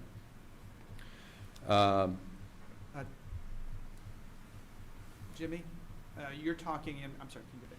Yep. You're talking in between the 1 and the 2, right there, a connection that runs between those two buildings? If I may, if I understand it, you mean down here? Right there? Yes. Okay. I just wanted to make sure that was clear. Okay, yeah, understood. Okay, so the next one has to do with vehicular and service drives that are screened adequately from public areas and screened from public view. This slide, the next slide, is a little complicated. At least it was for me. Maybe you'll find it easier than I will, but I hope to be able to walk you through it. So we obviously have 5 separate images on the page, and you'll notice on the each image has a letter. So there's image A, B. A is at the top, B in the middle, C, and then D and E. And I'm going to start with image C because this is meant to show essentially the back of house behind buildings 100 and 300. So this is behind the grocer and the retail next to it. And interestingly, I'll just kind of jump to this. The building that you see here on the far right of image C is actually from phase 4. So it's kind of creeped into the imagery here. It's not really part of it, but we're showing you for illustrative purposes. And so when we look at image C, it's meant to show, and it calls out, we have a loading wall on the left-hand side, and this is essentially the truck dock where groceries would be delivered to and from that grocer in tractor trailers. So there's a loading wall, there is a screen wall, and then there's decorative fencing as you make your way across. Now, there's 2 arrows at the bottom of image C, red A and a blue B. And if you go up to the number A, that's where the red arrow is, and that's meant to show you that what you're looking at on image A is what the arrow is pointing to on image C. So you'll see here that we're paying a lot of attention to heavy landscaping between the Route 24 and, excuse me, the walls behind. Mr. Small mentioned that screen areas need to incorporate the materials that exist from throughout the center. Needs to be consistent with it. If we jump into image E, which is on the bottom corner, this is meant to show you, without the landscaping in front of it, what those materials are. So the loading dock wall has the decorative block, and then there's decorative block also on the bottom of the screen wall, and then smooth stucco on the screen wall as well.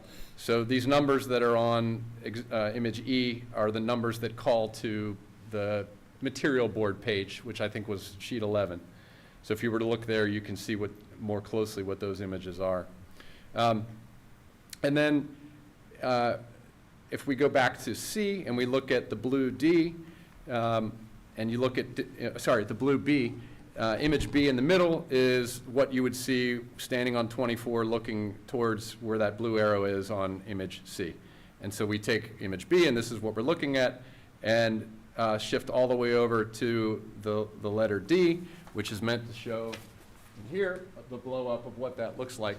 And again, this is what we're looking at actually in image D is the back of phase 4, but this is meant to be illustrative for you so that you understand how things will be treated. So this gives you an example of the decorative fencing, which uses the black aluminum material that corresponds to some of the awnings that you see, as well as the glass enclosures in the windows on the other side of the building.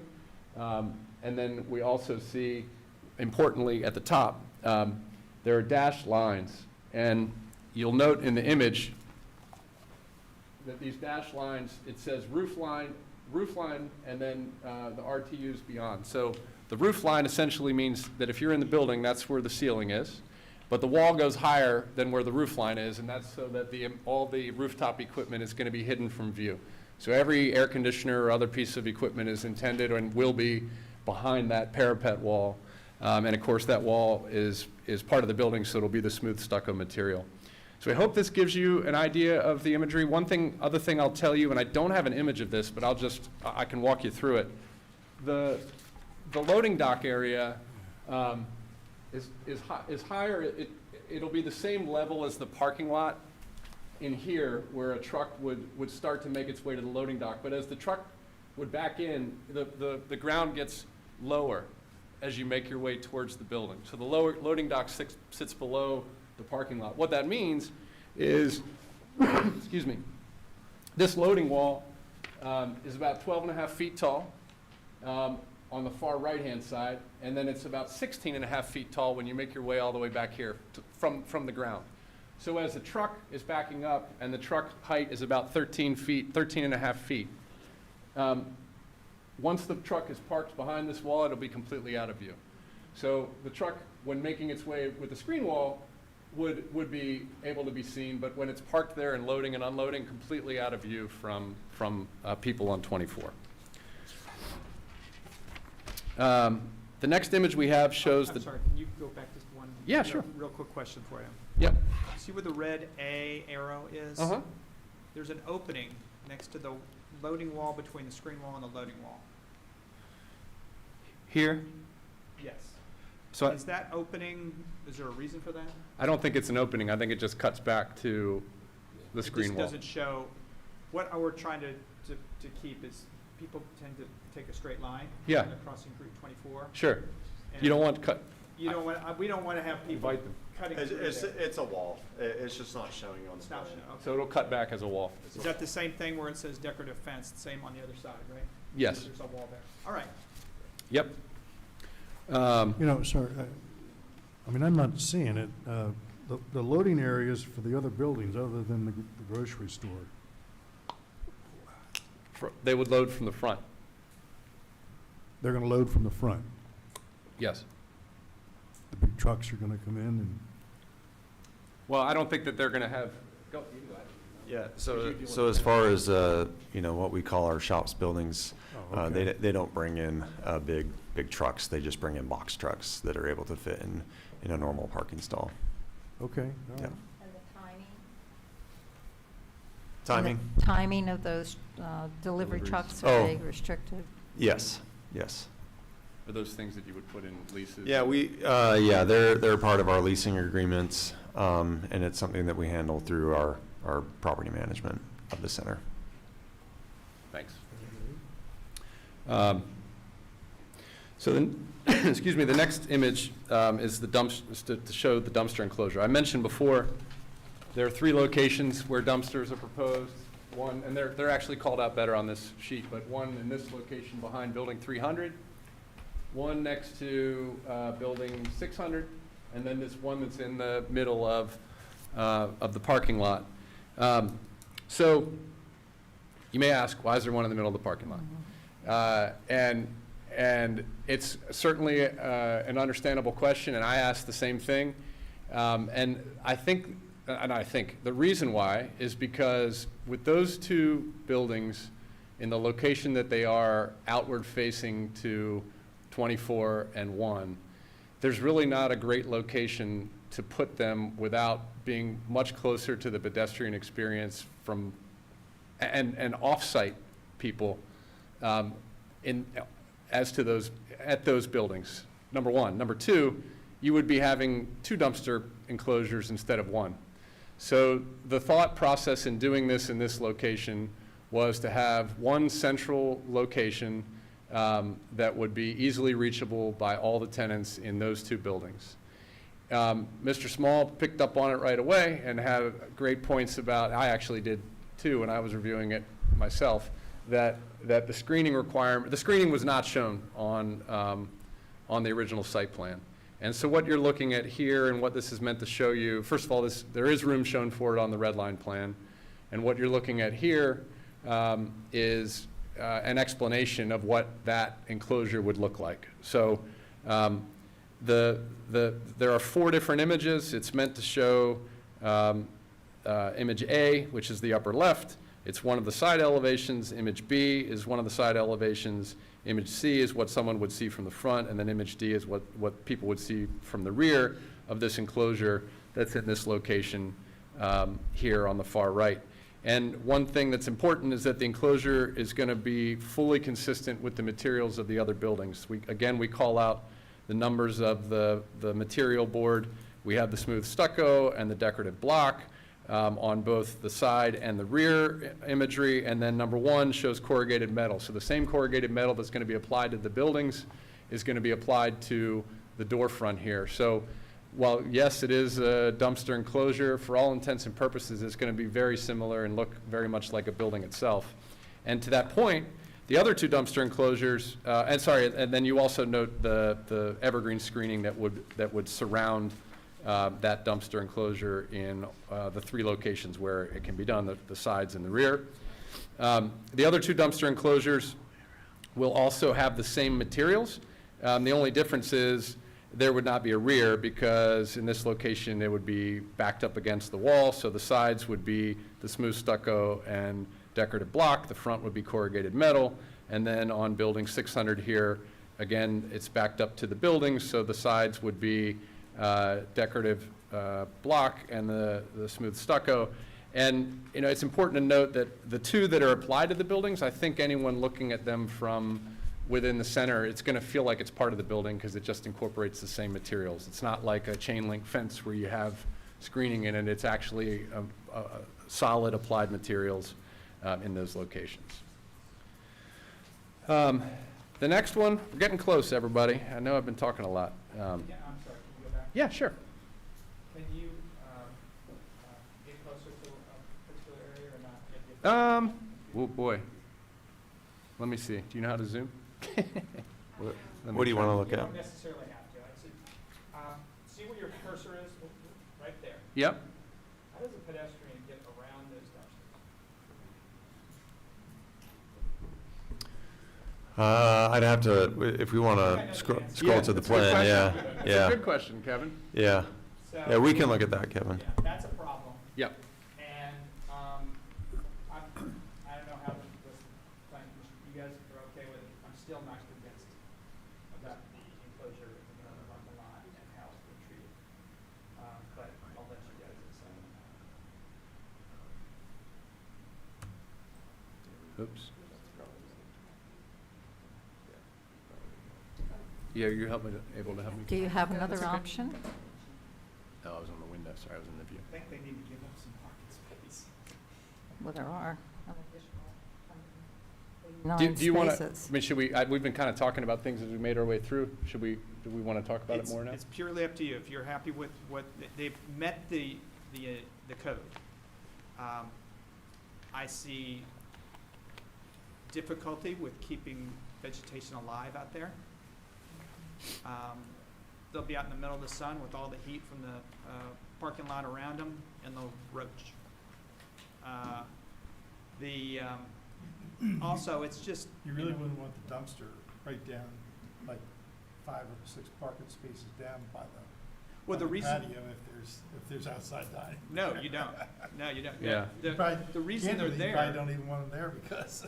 the reason they're there is so that they can, the truck can get a Right. straight-on shot. I got Right. Which the bottom one doesn't really get. The third one in that line doesn't really have a straight-on shot, Yeah, so it'd be I was somewhat looking at difficult. I just think that needs another look. That's, If anything, they should just double it up. Instead of going 4 wide, do 2 wide, one of those sides.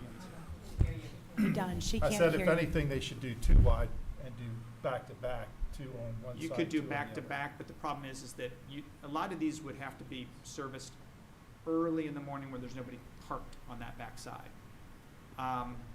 Another way to do it is to kind of do what they call sawtooth, and I'm sorry, I'm ignoring you. No, you're not. Please A proceed. sawtooth method, which allows the trucks to come in at like a 45 degrees and access them, and then back up and go. Yeah, they're gonna lose parking spaces, but they got a ton. And I don't, that's just my 2 cents. I would encourage the applicant to keep poking along with that. Sure. Between now and whenever the continuance continues, and chat with staff. Sure. And see if you can come to a good conclusion there. Yep. That seems completely workable. Thank you. So, sorry, the next performance standards relate to signage, and I'll try and zip through these.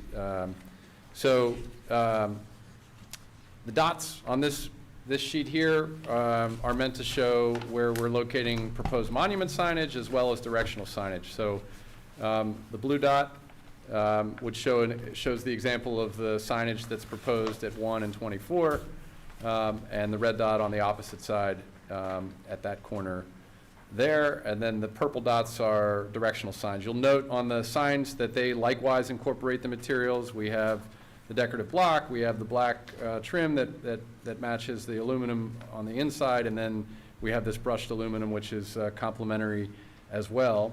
One thing I'll note is that we don't know exactly how construction's going to go forward. In other words, it may be that phase 3 goes up before phase 4 is approved, or maybe phase 4 is approved, but phase 3 is ahead and it's moving on with construction. Importantly, whenever phase 3 proceeds, the signs are going to be replaced at that time. So the red sign on phase 4 is going to be replaced at the time that phase 3 goes forward, and that's because it's one of the demands of our yet to be named grocer. And similarly, the next sheet shows how the signage can carry through again. And while this shows the future phase, and the same rules apply in the sense that we're not promising that the signs that are purple on the south side of the future in this location here are necessarily going to be installed in those locations. It's meant to show you how we would envision it at this point. But the same thing applies, that the blue sign at this corner would likewise be replaced when phase 3 gets developed, if that happens before the rest of the mall development or redevelopment comes through. Given their square footage, they can get one more freestanding sign. They have 4 proposed, and actually 5 out there, but they're removing one, the old Sears one. And they can get one more, you know, at that point, and that might be added at a later date. You would not see that because that's just, that goes through planning. The 189 additional spaces that are not required, how much square footage is that? Is it 5 per thousand, or 3.5? Yeah. Are you talking about? You mean if, oh, you mean how much square footage do you reclaim if you remove 189 spaces? Well, Thank that's you. 18 by 8, is that right? By 9? About 27,000 square feet, about half an acre. So it comes out to about half an acre, is that correct? Yes. So, seems like it would be easy to figure out another location for that dumpster area. Okay. Well, of course, notwithstanding the requirements for parking, they've got tenants that Yeah. have an expectation of parking. Sure. That's going to be reasonably close by to their facility too, so that's the balance. Yeah, I'll just jump in. We're happy to relook at the location of those dumpsters. Yeah, it made the most sense to us for the reasons that Mr. Mudd explained. I know that there was maybe some discussion or comment about the perimeter of the site, which we didn't feel good about because we also want to provide visibility into the center to, you know, so that passerbys can see the energy, but we're not wedded to that location. I'll put it that way. Good.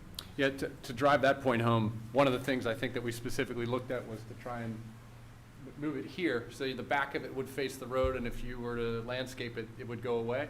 But to his point, then you eliminate the idea of people driving by and getting excited about what's going on in there because you're blocking it out. But it's something that we'll look at. And then in general about the parking, one of the things that we'll have to look at, and this is where the complexities come in at the beginning of my presentation, he mentioned that the grocer who shall not be named has parking demands. And so just because have these excess spaces from a zoning perspective doesn't mean that they can all go away.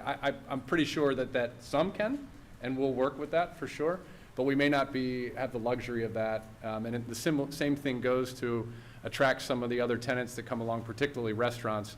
They may make demands on a market basis that's different than what the zoning code requires. So we try and maintain some measure of flexibility for that purpose.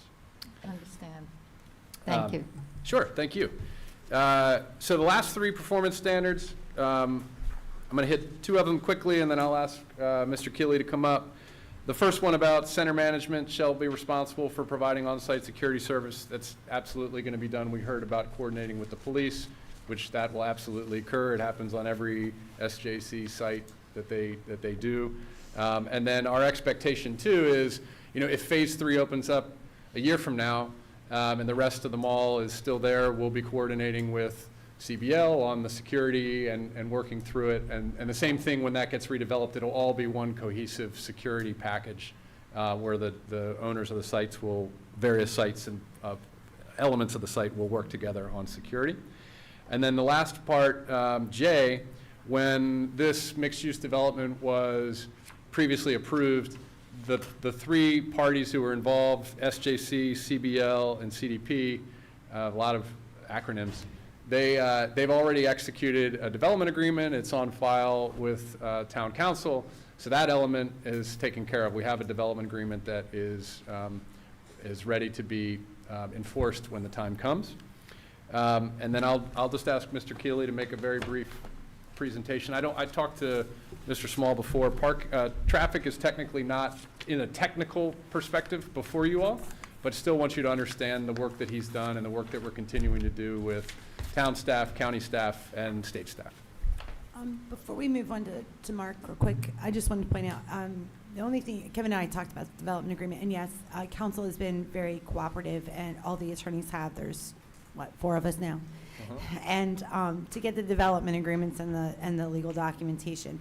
The only thing Kevin and I would ask for is the planning commission make a requirement that in the event that we believe it needs to be amended, that they would cooperate with doing so. I don't foresee that right now, but I don't know what your decision is going to be. We will cooperate. I know you will. Thanks. Good evening. My name is Mark Keeley. I'm a project manager with Traffic Concepts. My address is 7525 Connolly Drive, Hanover, Maryland, 21075. The traffic study includes 8 intersections that surround the mall along Business US 1, Maryland 24, North Tollgate Road, and Bolton Street. The background includes 8 developments. Among those are the Phase 1 and Phase 2 redevelopment of the Harford Mall, so the residential portion is included in the study. The typical growth rate, 2.2% growth rate, is included in the study. The future trips were conservatively provided in the study, and that is in 2 ways. First, the study includes 6 retail buildings that equals 94,587 square feet. What you have before you is the 4 buildings. That's 82,924. Yeah. 924. And then the second way it's conservative is that we did not take credit for any of the mall Macy's trips. So in other words, we didn't subtract out traffic. So we're looking at this as a new project. So the study findings are that there's available capacity at all 8 intersections, and there's adequate queuing at left turn bays. As Kevin said earlier this evening, State Highway is reviewing the traffic study as well as Harford County. We do have comments from the town's engineer, traffic engineer, and we're working through those comments now. I will say we will have to revise the study because we need to include the supermarket. So that revision's going to be done, and we'll have to resubmit to State Highway, the county, and then to the town's consultant. But I can say that based on our findings so far, we still believe there's capacity available at the surrounding intersections, key intersections, but that'll be brought out in the revised traffic study. Thank you. Yeah, I was just curious, is there any way to determine the amount of traffic that this is going to generate as opposed to the amount of traffic that the old mall generated? Is it going to be more traffic? Maybe less? I don't know if there's a way that you can do that. Yeah, I mean, I could take the square footage of the mall and use the ITE trip generation manual to I was just curious off come the up top of with your head. some figures. They're not going to be completely, it would be, Projection. yeah, it would be forecast projections. I could give you that information if you wanted it. I'd be interested. Yeah, if you could pass it on to Kevin, we'd Okay. appreciate it. Thank you. Sure. Thank you. Thanks, Mark.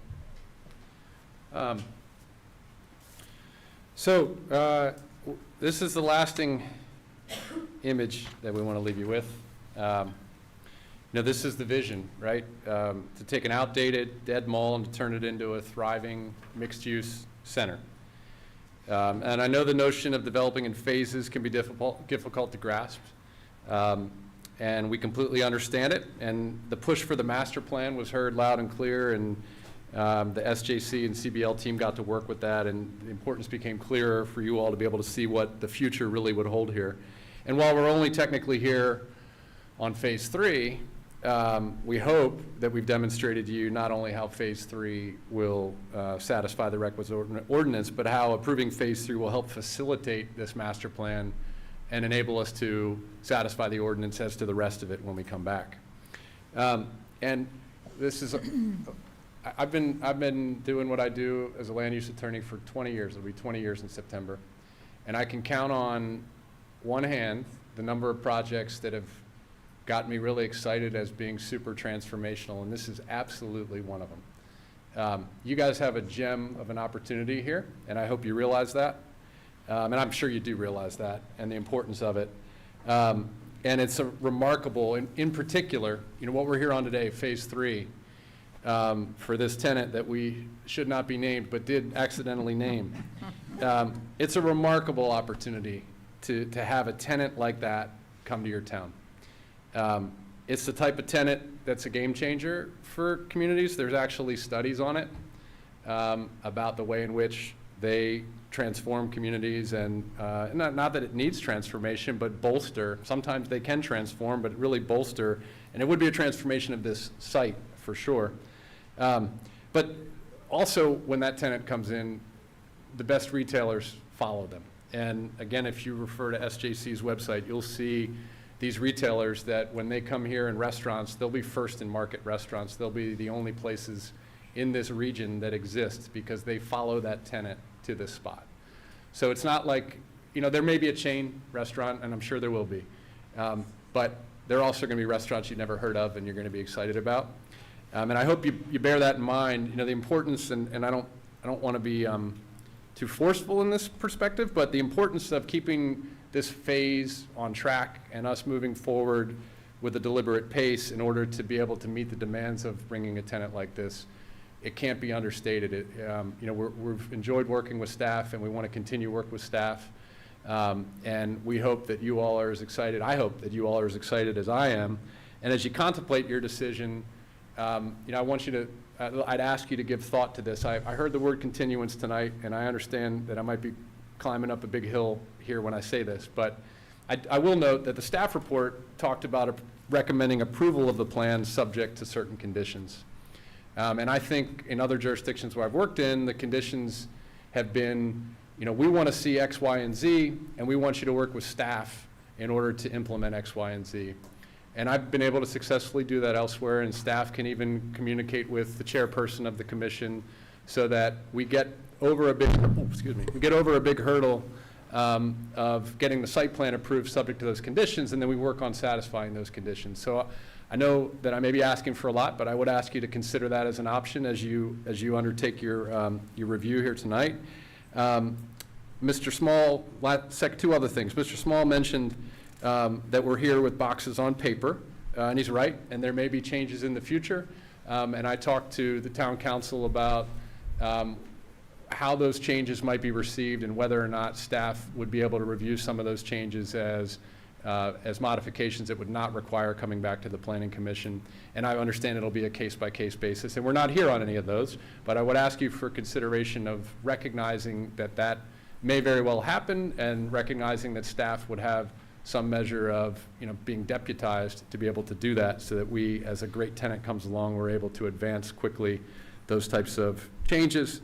And then the last things along the same lines relative to the outdoor dining, there is an expectation, and I don't know if it's a guarantee, but I think all four of those buildings are going to have outdoor dining. What it looks like, we don't know sitting here today, but we hope that that is another thing that we could work with staff on, so that when those tenants come in and say, boy, we'd really like our permits in a certain amount of time, that we're able to work through it with staff and deal with that as well. So I realize those may be somewhat extraordinary requests, but I didn't want to let my presentation conclude without at least making them. And I appreciate your time and listening to me all night long. Thank you. Thank you. Before you step down. Sure. Yeah. I'm going to hijack a little bit. Sure. Before I do that, in the town code requires that any service area be screened from public view. Yes. And when I looked at your red line, I was looking for this area. Okay. That was the purpose for that little bump out? Yeah, that's basically when I see this area, it's just a blank wall. Sure. And it's just something that I'm concerned, right now it doesn't meet code. And I want to try to make sure that if there's a reason why it doesn't meet code, that's enumerated. Is the question about the wall or the turning and landscaping on that side? Sorry, which? Well, this is where that, where my cursor is a service area. Sure. Yep. When you, when phase 4 eventually is developed, you're going to have a Yeah. a user here that's gonna look straight into that service area. That is not screening the service area for public view. So take a look at this, see what you can do, because that's something that needs to be addressed. So currently, the way we have it is so we can accommodate truck turning movements in that area. When we move into phase 4, we will have to make some revisions to accommodate to that. So if I were to take, then you need to provide a auto turn exhibit on that, because if I have a truck and I pull into here and I back in and I'm leaving, I don't need to turn the truck around at 360 degrees. Sure. So you need to provide an auto turn if you want to make that point. What we're trying to get away from is big expanses of pavement. Sure. And especially those expanses don't have a reason to be there. Sure, yeah. Okay, great. Mr. Mudd, I had a quick question. Yes, sir. I know you're confident that you're probably gonna have 4 restaurants in there, but how much can those be subdivided? How many Say one of tenants those per building? buildings Has 3 small shops in it, is that possible? Is that something that's in the plans, or? I am so sorry. Can you repeat the first part of that question? In the buildings, saying that you're feeling it might be 4 restaurants, but what if they're not restaurants? Can they be subdivided? Can they be shared with shops and restaurants in the same building? And how many subdivisions can you have in these buildings? Yeah, we can go all the way down to, call it a 1,200 square foot space, which is like, 20 feet wide. It's really, really short. So the answer to that question is yes, we can subdivide, we can combine.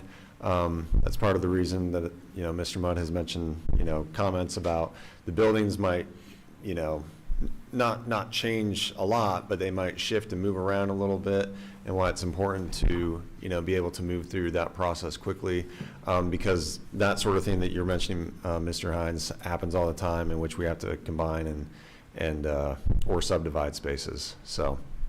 Just one question for you that I think may drive home your question.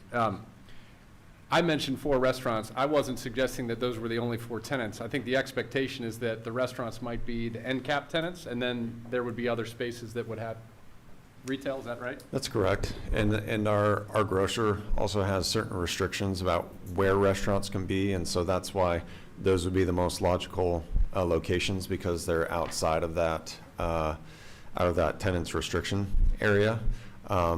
But yeah, we have restaurants and retail side by side all the time.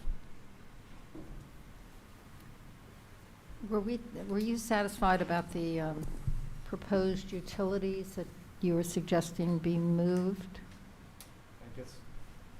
So I think in the red line plan, that was in this area here, if I'm not mistaken? There was 3 or 4 areas. Okay. Can you, It just, sorry, go ahead. I can bring that back up. Yeah.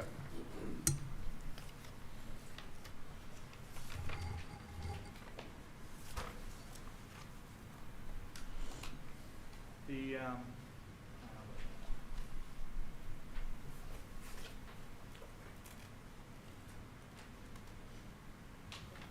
if you note where the blue is, and I don't know if you folks can see that, but on a monitor, this portion here just needs to get adjusted slightly. It's a, You did it? water line. So with the underlying utilities, we hadn't, it can be adjusted very easily. We were focused on the actual visual site features. The underlying utilities, you might even see in the red lines that the storm drain is still where it initially was. That all gets shifted to Right. accommodate the correct locations. The big concern on our part is sewer and water. Storm drain doesn't carry anything most of the time unless it's raining. So the trees can be a little closer to that. What Sure. I'm trying to avoid here is Oh. in several places where you didn't have trees because you had a water line or a sewer line here. We're trying to adjust that so that, while we're here and nothing's in the ground, to be able to accommodate those trees within the landscape line. Oh, sure. Yeah, well, I was gonna say so all the utilities, that main sewer and water line that's getting rerouted around where the Macy's was, that'll be in the front of the road or down the main drive aisles to avoid all the landscape accordingly, yeah. That, to your point, like when we make these shifts, we gotta detail that out in the actual construction and that's permit something we drawings. can work with them as they move forward. Yeah, there's no issue with the utility aspects. We have plenty of room to work around the trees. Kevin, how about the grease traps? Thanks. Since these are going to be possible restaurants, are the grease traps going to be installed? Most likely. In fact, there was, in the previous case, I think we were told that there wasn't going to be a grease trap, but now they showed one in the revised version. Oh, okay, I didn't see it. I couldn't find it to save It my was, I life. think it was sitting in the patio, which is scary. But anyway, yeah, if there's grease traps, it's likely to happen, and I'll let you just answer that, but it's likely to happen whenever there is a particular user Right. coming into that space, because nobody knows where the restaurants are gonna go. Right. That's exactly right. Yeah, we actually plan for a couple grease traps for every one of the buildings, just to, Oh, you know, plan for that scenario.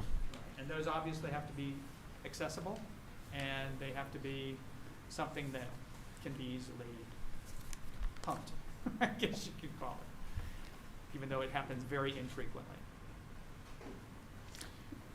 The comment about the trees being able to survive with all of that heat, is there any way you can address that there's, more ground around them, Yeah. or, I don't know? I actually had a question, when you made that comment, and I'm not, I hate to answer a question with a question, but what in your mind's different about those trees versus the other landscape islands that are surrounded by parking? The town has minimum requirements for landscape islands. The width? Widths. Okay. And a square footage too associated with it. Okay. So in those cases, and we've seen this actually in the shopping center that's across 24, we allowed them to put diamond islands in so they wouldn't lose parking. Those are barely surviving. Okay. 'Cause, Now I got it. Yeah, so what you have there is, the more buffering or landscape area that each tree can have. Sure. In a landscape island, then. That makes sense. More likely there to survive. Yeah, and I mean, you may have a more technical response, but from a practical response, I think that's absolutely something that we can work with in the context of potentially losing a couple spaces so that we develop a design that staff believes can work and won't cause the trees to go away. I mean, I guess this may be, may or may not go without saying, but a developer of a center of this quality who's bringing in these tenants and the tenants themselves, they want this to look just as nice as the town does, right? So they're not going to want to put a center in, or a condition in that's going to fail and make it not look good. So to that, I'm not saying, in saying that, I mean, we will absolutely work to try and do what's reasonable in the context of ensuring survivability. And you may have more technical response than that. So on other projects, we didn't do it for that location, but it was very early on, and actually, we initially talked about it, but there's other products that you can put underneath the pavement. I don't know if you've ever used those, Kevin, Silvacells or other type of products. To basically, you're putting an organic layer underneath where it's meant to support the paving above, but it's also meant to allow those tree roots and everything else to grow out in a healthier manner. And sometimes you have to irrigate that a little bit more because it's not getting the hydration the same as the regular green space, but there are products that allow that to grow a little bit more if there is concern. Okay. And I think I saw somewhere in here, and I can't remember where, that some of the trees are going to be saved along 24, and you're going to put trees it was possibly proposed to put trees or shrubs in between existing trees and try to save some of the ones that are already there and matured and in good shape. So I think they've done a good job with that. Yeah, I know I saw that in here somewhere. And this is, not being an architect, I like the placement and so forth, but why are the two buildings together? Is that, and do they open into each other? They probably don't. How does that? I suspect it is to hide the loading dock. Ah, okay. That's correct. Yeah, Okay. so that you wouldn't have a Thank you. condition, yeah. Okay. Sorry, one last thing I'll mention too, and I'm happy, we're of course happy to answer more questions, but for the record, Economic and Community Development Commission did provide a support letter. I know you all received it, but I just wanted to make sure for the record that you had that. The folks who, are bullish about business in your town are excited for this, and we're super excited too, so, thank you. Yeah, I just, one other thing, after Macy's is knocked down, how are you going to preserve the remaining mall? You know that? We're going to build the wall back up. You're going to build a wall? Yes. You're gonna build, yeah, because right now, it was open, Macy's was open coming into the mall, Yeah. and you're just going to We're put going it to all up. we're going to re-enclose it. Yeah. Close it. Okay. Hopefully for a very limited time. Yeah.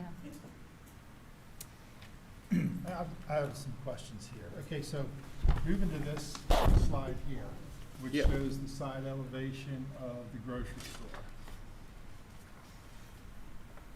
And This- then moving to this slide, which shows all the elevations. Yep. Okay, so the back elevation, which is at the bottom, which is the rear elevation, shows windows along that side. Is that correct? Or is that I mean, personally, I like that, so, because that was one of my biggest questions here, having this massing against Route 24 and just having a block wall regardless of the indentations every 40 feet. I mean, and these don't have to be, these can be translucent, just like we did at McDonald's or something along those lines, but just to show a storefront, as it were, on that side versus just a standard block wall. So is that what Yes, this is so, going to happen? yeah, as Mr. Small pointed out, that the elevations are accurate. Well, no, Yeah. I mean, I'm not talking so much about the elevation, I'm talking about the window, It will be built, aspect. it'll be like- built Yes, for this yes. elevation. And Yeah. the only place you're going to have screening of a fence is going to be around the loading dock area and all that. It's Yeah. gonna be for parking. That will be where the fence is. Right. Well, it's really more a wall, but yeah, Well, I mean, for the loading dock. the loading dock has the 12-foot wall. So- Right, which is so gonna drop it's down. actually phase 4 where the fencing came in, so Okay. if there's along 24 where there's parking, the anticipation is that wall is there where the trucks would really be doing a lot of their activity, and then if you're facing it, as you're farther to the right, it might turn into fencing just to block the parking area. Okay, so then in building 200, you're going to have you're going to have glass accents along 24 as well? Yes. Okay. And the same with the frontage as well, along Route 1? Yes, that's correct. Okay. From the standpoint of outside dining, it looks to me like all your sidewalks are 10 feet wide in front? Is that correct, Tim? 10 foot wide sidewalks? Well, no, I mean, Oh, yeah, please. Caitlin Pierce, 5 South Main Street.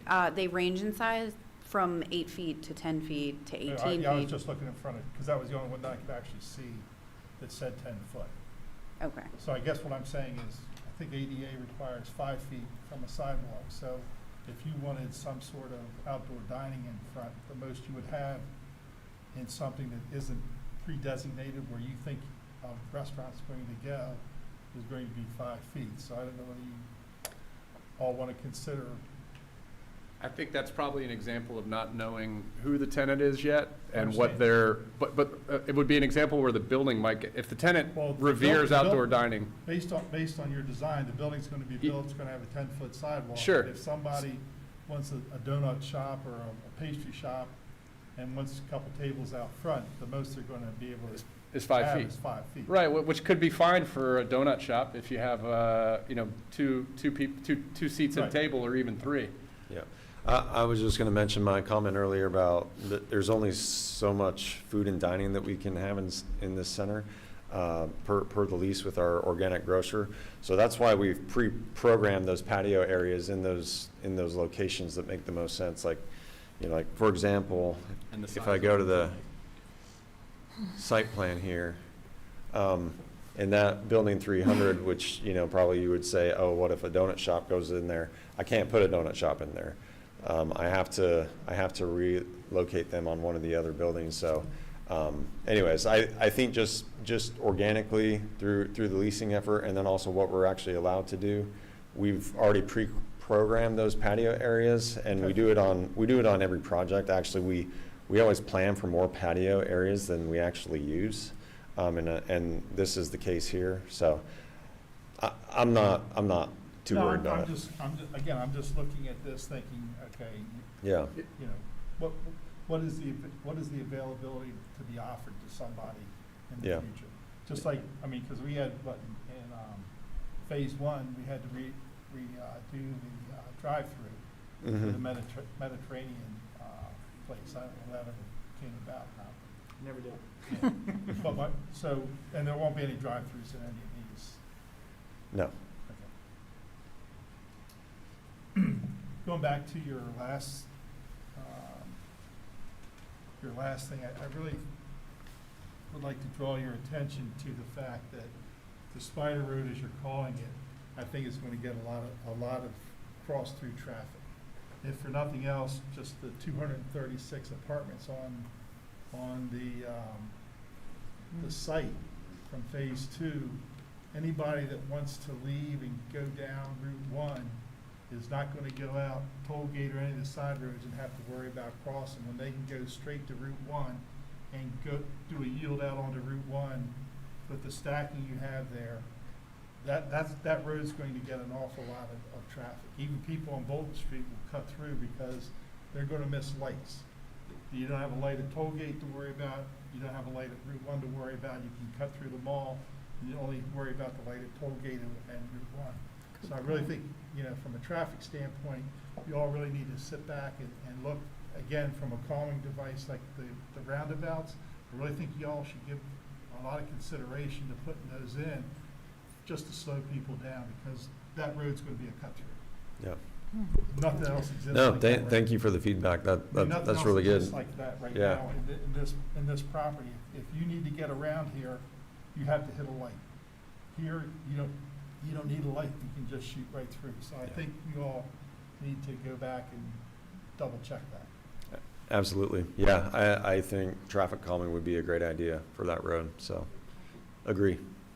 And just to confirm, for the buildings 200, 700, 600, and 300, they don't have loading docks. All loading will be at street level. That's correct. Okay.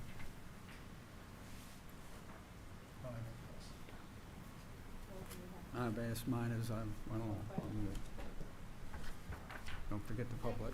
Thank you all so much. Appreciate it. Public comments. Is there anyone here who would like to respond to this? Yes, please come up.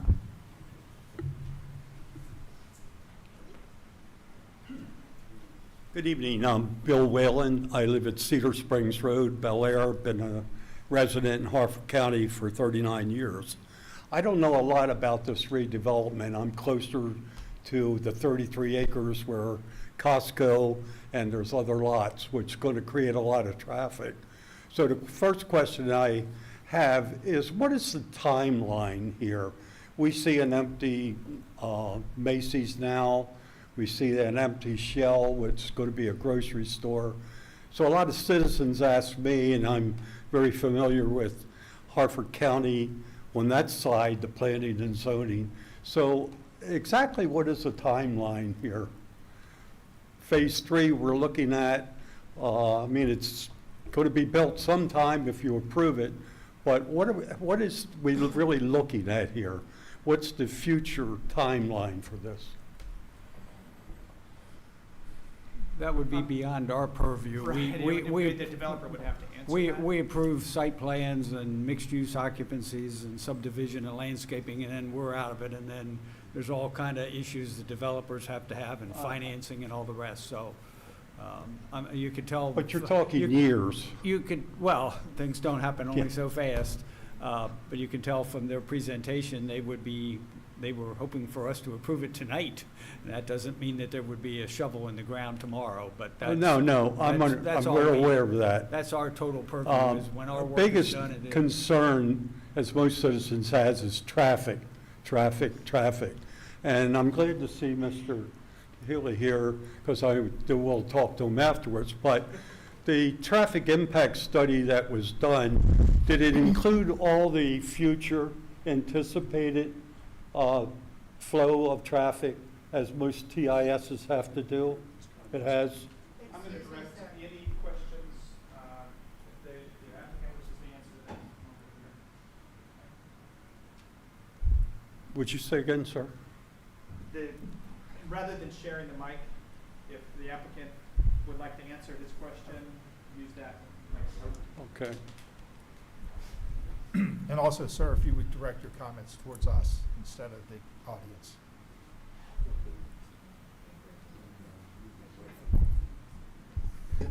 The answer to that last question is yes. I have no more. Thank you. Please. Once again, Dylan Daniels, 1318 Salonica Place, Bel Air, Maryland. I was curious about, in the existing shops, it says Future Fresh Grocery. Is that confirmed, or is that just a plan? Like at the bottom there, I know that's part of Phase 1. That's approved? Yeah, that's approved as an Amazon Fresh. That Okay. exists. Okay, why would we put a grocery there and then another grocery up there, and then as well as the grocery and the Sprouts and the plaza across? Capitalism. That's three, just capitalism? That's it. Competing business? Yep. It just, Right. that equates to growth, At or? one time, Okay. Best Buy's was a pantry pride. There was an Mhm. EMP where Aldi's is, and there was a Giant where, I guess Staples or Michael's was Mhm. across the street. So I mean, you know, there's plenty of opportunity. There was Acme where Mhm. ShopRite was, so. All right, Look, cool. if you, I mean, seriously, in this area, in the Bel Air, not just Bel Air town, but in the Bel Air area, you're looking at over 100,000 people, so. Okay, cool. There's plenty of opportunity. All right, cool. I wasn't sure if the competing business would lead to less desirability in the area. I'm not exactly sure how it works because I'm young, so If it's I was curious. if it's any help, I asked that same question back at the concept meeting in February. All right, cool. Yeah, I missed the other So- hearings. I didn't know that we were on Phase 3. I was looking to talk about the apartments and everything else there. I'm thrilled about the Akira, by the way. Excellent. Very, very good food. So I'm hopeful about the, hopefully, future restaurants that come in, but I was just curious about the grocery. So thank you. Thank you.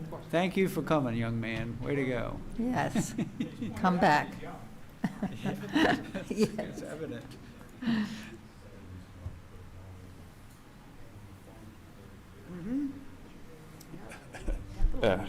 Garrett Hannigan, 2007 Georgiana Court, Jarrettsville. Well, sorry, Gary what? Garrett Hannigan, Garrett, Hannigan, 2007 Georgiana Court, Jarrettsville.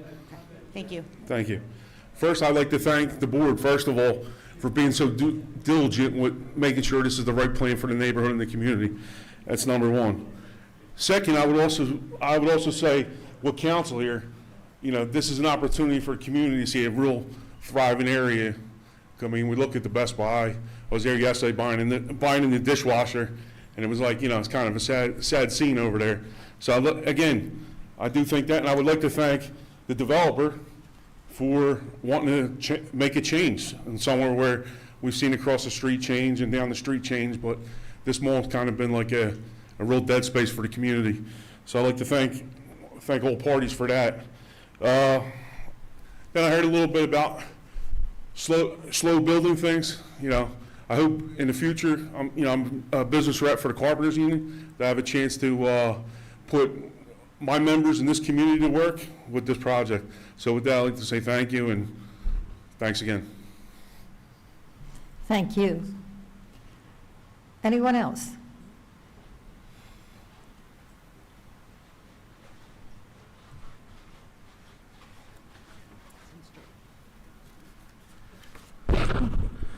Hello, Chris Street, 118 South Main Street.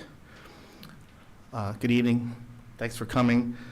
As you guys know, I'm chair of the Economic Community and Development Commission, and I just wanted to read the letter that we submitted to you guys last week.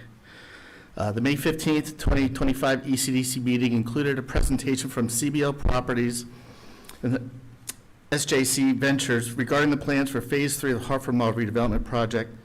ECDC is in support of this project that will have many positive benefits to the town, including, but not limited to, revitalization of the aging mall, which will result in an economic boost to the area that has encountered increased vacancy rates as malls across the country have declined, creation of jobs for residents, which will stimulate the local economy, increased tax revenue for the town of Bel Air, transforming high visible piece of the commercial real estate, bringing new retail and dining opportunities and more modern community-focused space that meets the demands of the Bel Air residents.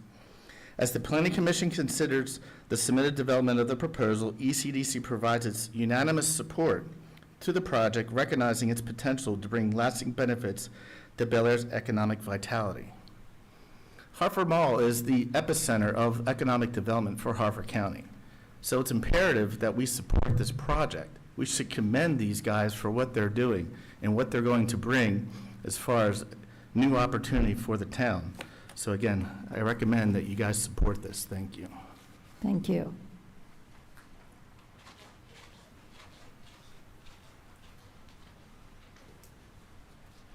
Good evening again. Wayne Goddard, 128 North Bond Street. Mr. Mudd, it's good to see you. It's weird to hear you be called that. I've known Chris since we were probably teenagers. I guess the only thing bad I can say about the project is that my company's not developing it, but can't criticize it for that. I'm very excited for this major transformational improvement to our community. I think you did an excellent presentation.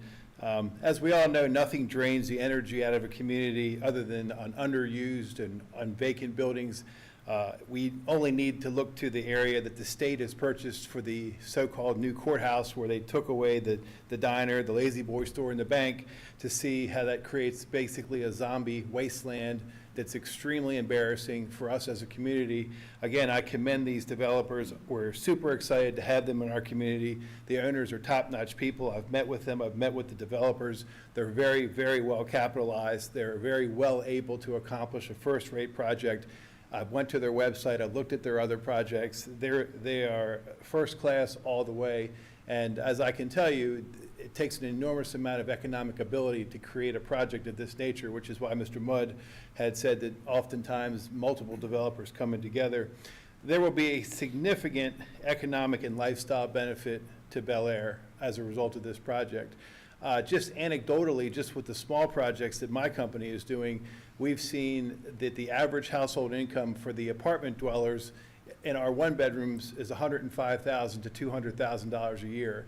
That's going to significantly benefit our community because those people have tremendous disposable income, which they'll use at my project as well as this project. So it's exciting to see the desires as set forth in the comprehensive plan starting to finally come to fruition. We've done these economic studies for over a decade now, and it's finally exciting to see things coming out of the ground and seeing people like the unnamed organic grocer whose name was accidentally released, and other accessory retail users that will come here.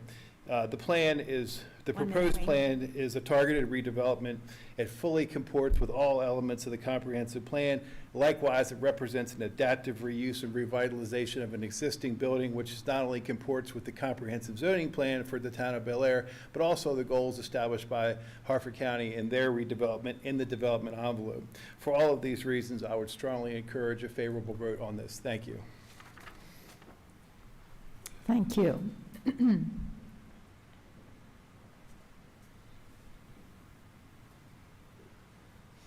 Good evening, everyone.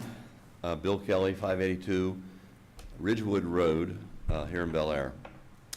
I guess it's been about 3 weeks ago, something like that, CBL and SJC gave a presentation at the other end of this building. And because of all the things that have been said here tonight, and I'm glad to say most of them, if not all of them, have been very positive. I came away from that meeting thinking that this was going to be what Bel Air This is the catalyst that Bel Air needs. We've seen communities and municipalities all around us, they seem to latch on to something that captures residents, visitors, customers, new stores, new businesses. Bel Air has not done that yet, but I think this is it.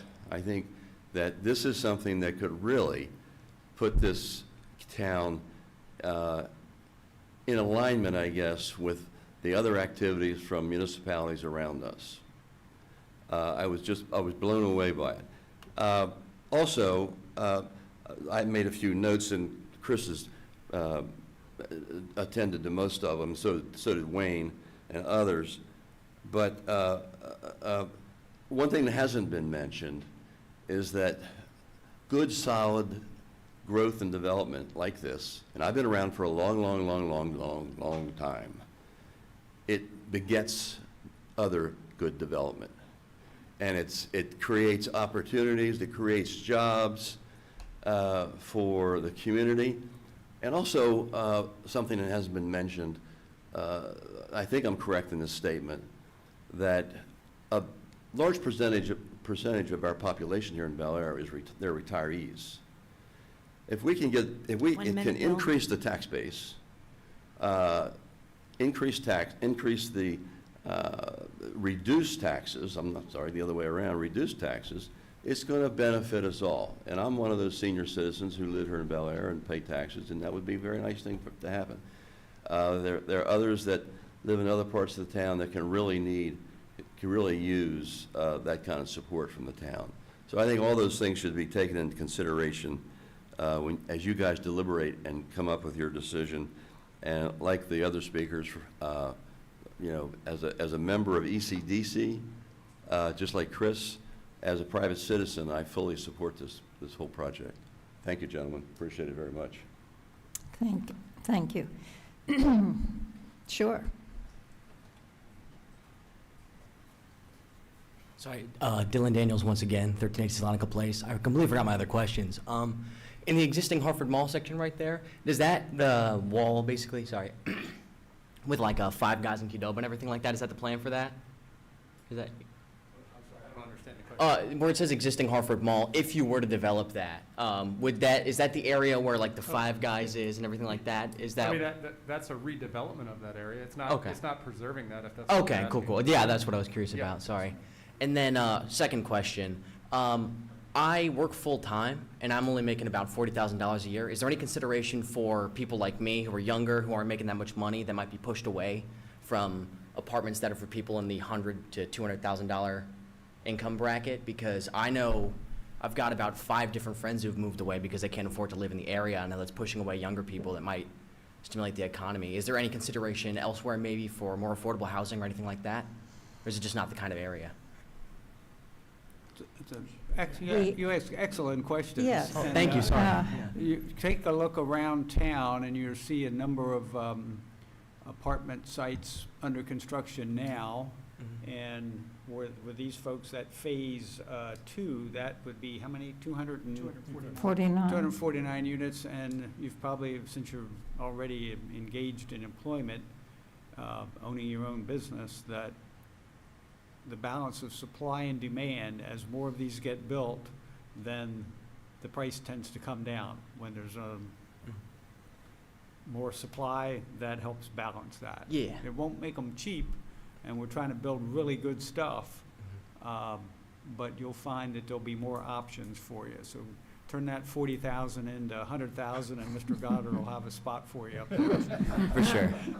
Yeah, I was just curious, because the current apartment scene, it's like about, I think, $1,600 to $2,000 a month, and that's still hard to afford, even though Yeah. with me and my fiance are both full-time employees, we're both working, so I was just curious. Thank you. Way to go. Thank you. Amazing.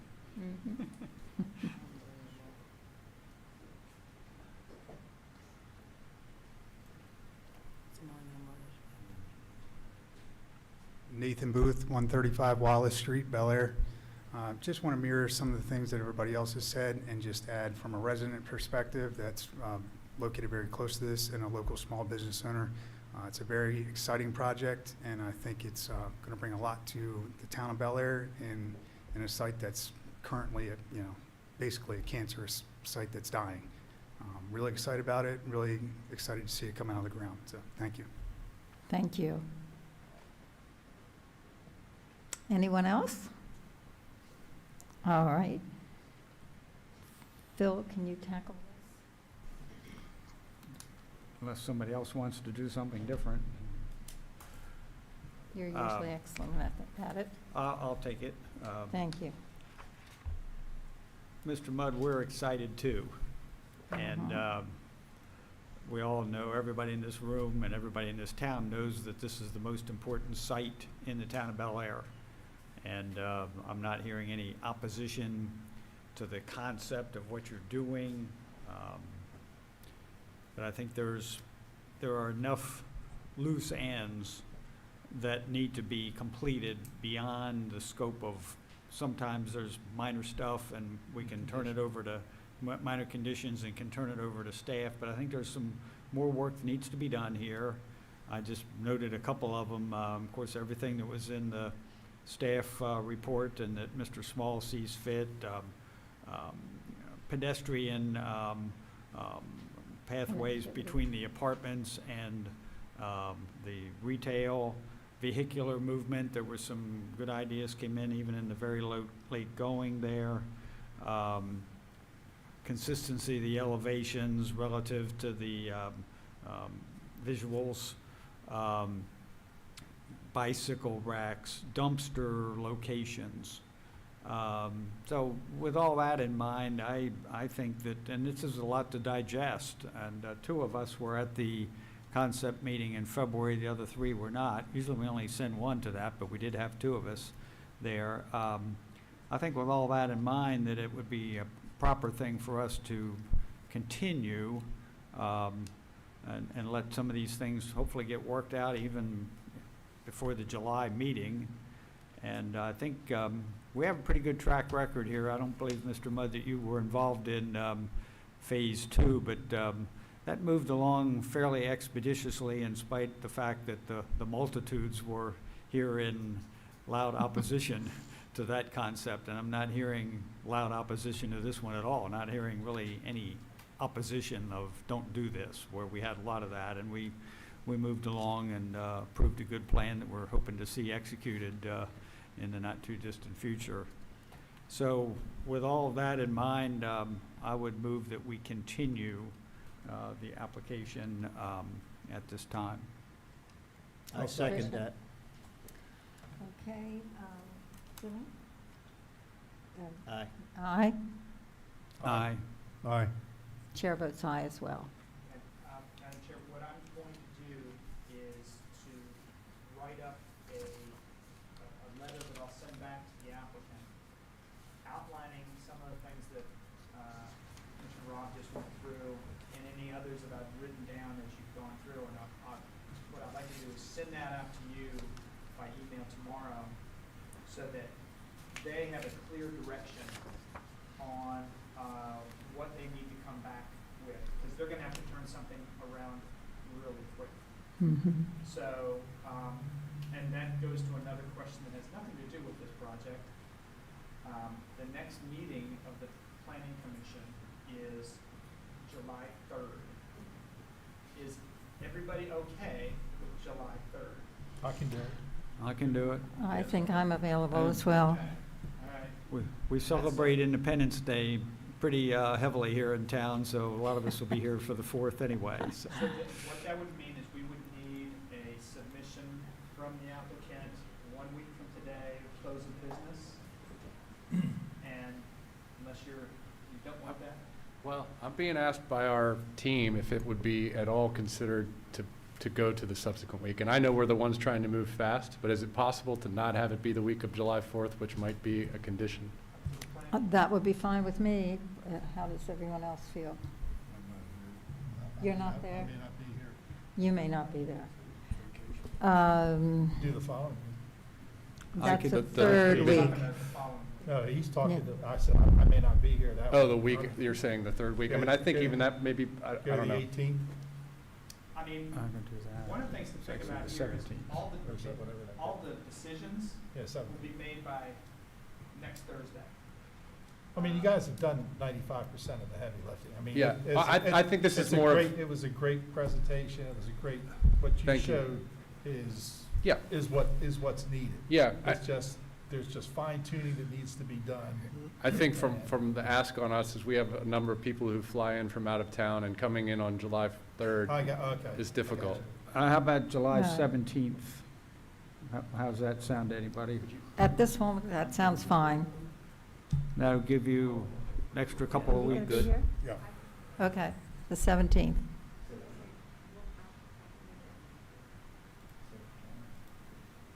I'm gonna be here that day anyway.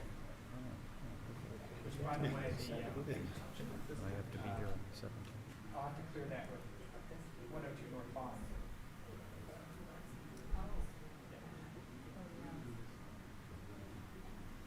Well, just tell them that that's when the meeting is.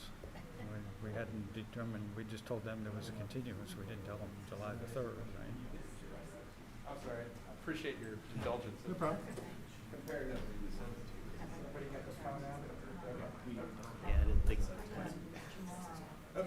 Okay, I'm hearing from our team that the 17th would be better from both the scheduling standpoint and plenty of time to address the comments so that we can work with you. All right, well, we make it the 17th then. Okay. So that would mean submission by close of business 3 weeks from today. It's commit submission by close of business 3 weeks from today? Okay.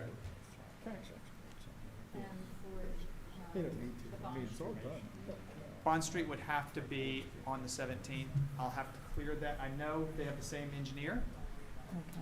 I just need, if I can have Frederick Ward contact their client and make sure that they can attend on that date. Okay? But what about, Kevin, if 3 of us are available just for that one project? Would that be helpful for the 3 of us just to even meet? Oh, it has to be a public meeting, that's right.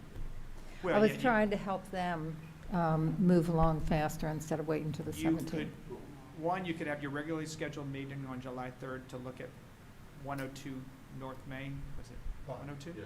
102, Bond. Main. Bond. 102 North Bond, on the 3rd, and then you could have a special meeting For the 17th. project on the 17th. Okay. We And have- are there 3 of us who would be able to be here? You would not be here, you would not be We have a here. quorum for both. So, oh, good, okay. I just can't be, I don't think I'm being. That work for you all? That's all. Okay, so on the 3rd, hopefully it'll be a very short Be a meeting. quick meeting. Yeah, and then we'll come back on the 17th Also for you. for a quick meeting on the 17th, right? Yeah, woohoo, all Yeah, That's what right. I'm hearing. You just get rid of those sulky carts and you got my. You got it. Oh, we have to update that. Yes, please. All right, so All right. to be clear to Frederick Ward, because they represent both, 1 week from today for 102 North Bond submission, and then 3 weeks for Harper Mall. Kevin, that's enough for Mark. I'm just, it's a question. That's enough time for Mark to do what he has to do.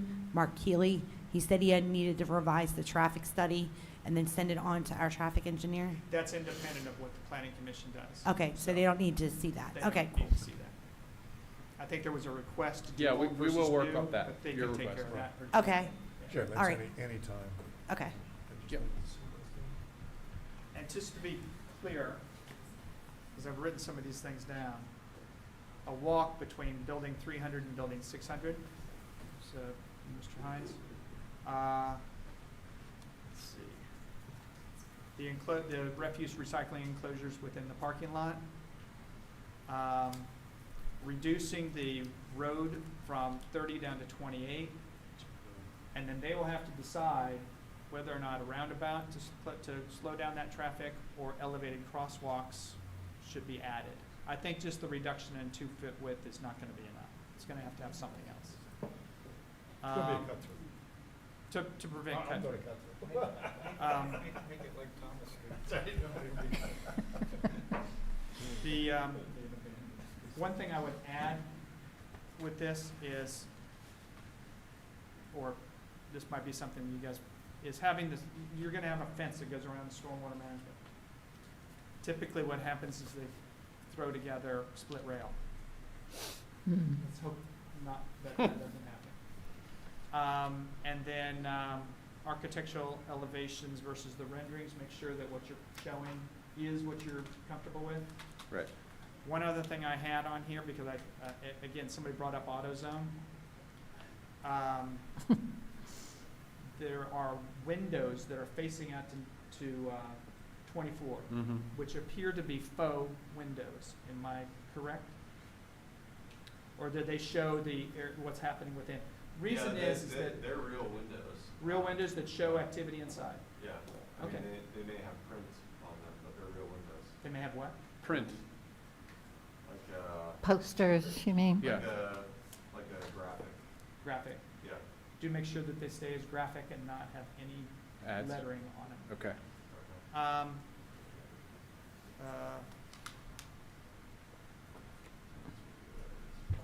We'd have a requirement to cooperate for any future development. Review the service area next to building 300. That's it.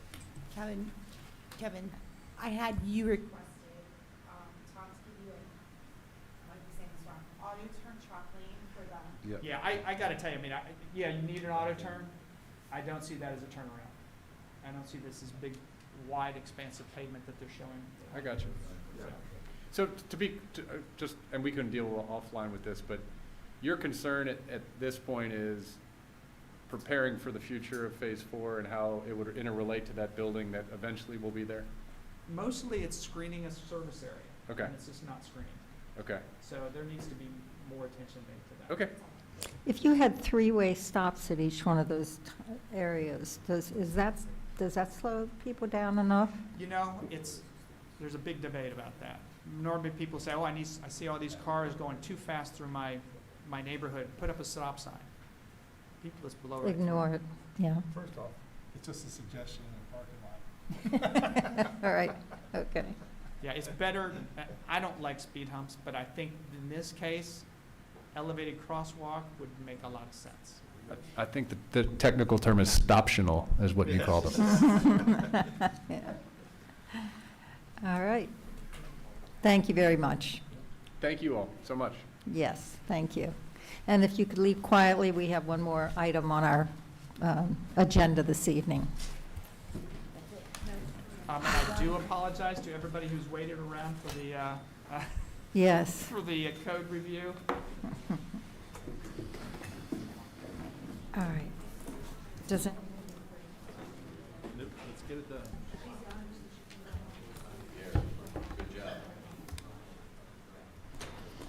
All right. Kevin, would you please present the last? Sure.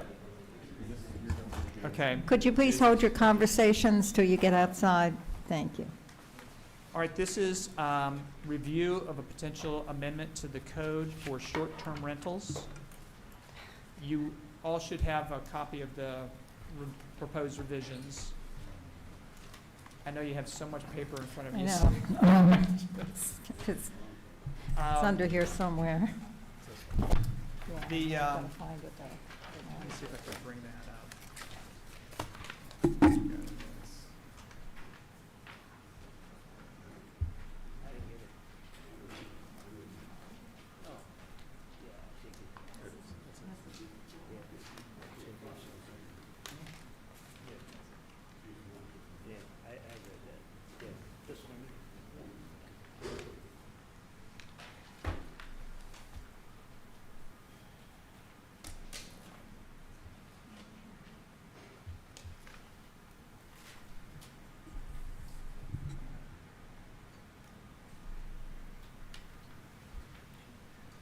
So right now, short-term rentals are not in our code. They're not permitted in town. But we all know that they exist. So I believe the commissioners have made an effort to review short-term rentals and to see where it's appropriate to permit them and what performance standards would be required for their regulation. Commissioner Rutledge is here to answer any of your questions. I'm going to show you right now short-term rentals. It's a unit dedicated. The use shall be maximum of 500 square feet when it's in the R1, R2, R3, and RO. Property owner must be on site while the rental unit is occupied in R1, R2, R3, RO, and the owner or caretaker must be located within 30 minutes in all the other districts. Owner contact information, proof of insurance, fire code inspection, and tax application must be provided to the town. No signage related to this use is permitted. A license from the town is required, and all licenses are subject to an annual operating fee, inspection without notice, and revocation based upon violation. And then some of the guidelines that would be put in front of the Board of Appeals or other reviewing agency, which may be you in the commercial areas. Provision of adequate parking and buffering, rental criteria and operating information, structure, capacity, and location of the unit. There's a small change to the definitions, going from 30 days down to 28 for short-term rental. And then what we're showing here, short-term rentals would be special exception in R2, R3, R1, R2, R3, RO, and then in the business districts, they'd be a special development. There you go. Would you like to respond to this first, Mr. Rutledge? Yes, thank you, Jim Rutledge, and I'm at 214 Wellington Court in Bel Air. And thank you, and I appreciate this. In the driving force as far as on the commission to bring this legislation forward. I've given a great deal of thought and analysis and research into the short-term rental situation since being elected. And I believe that this legislation is of real good common sense solution.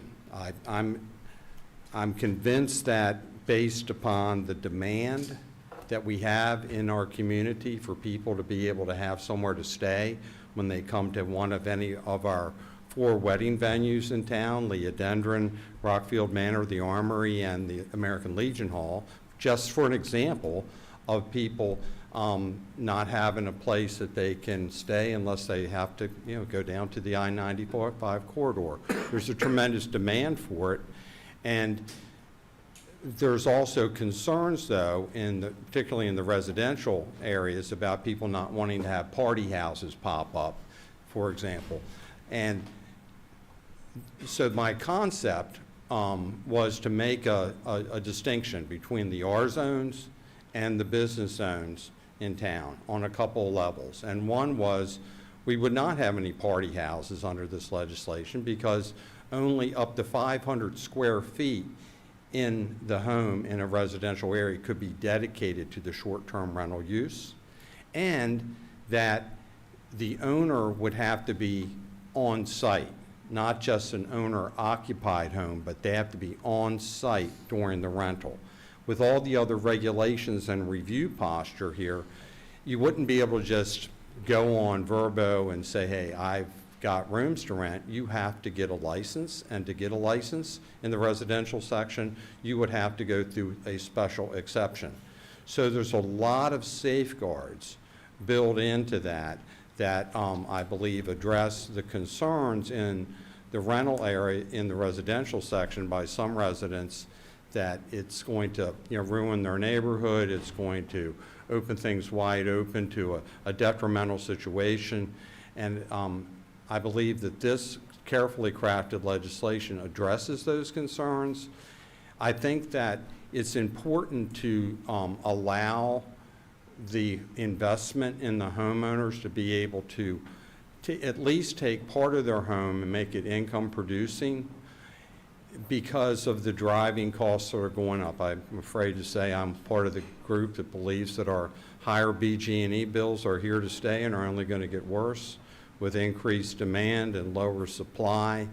I think that there's no doubt that our insurance rates are going up. I would hate to see older folks in this town have to make that choice of, I can't keep living here in my home, I've got to either move in with the kids or move in somewhere else, when they may be able to, if they're willing and vibrant enough, to go through the process and have a small area of their home dedicated to short-term rental. That's on the residential side. On the business side, I believe there's a lot of support on the commission, a lot of support around town economically to be able to have short-term rentals in the business zones.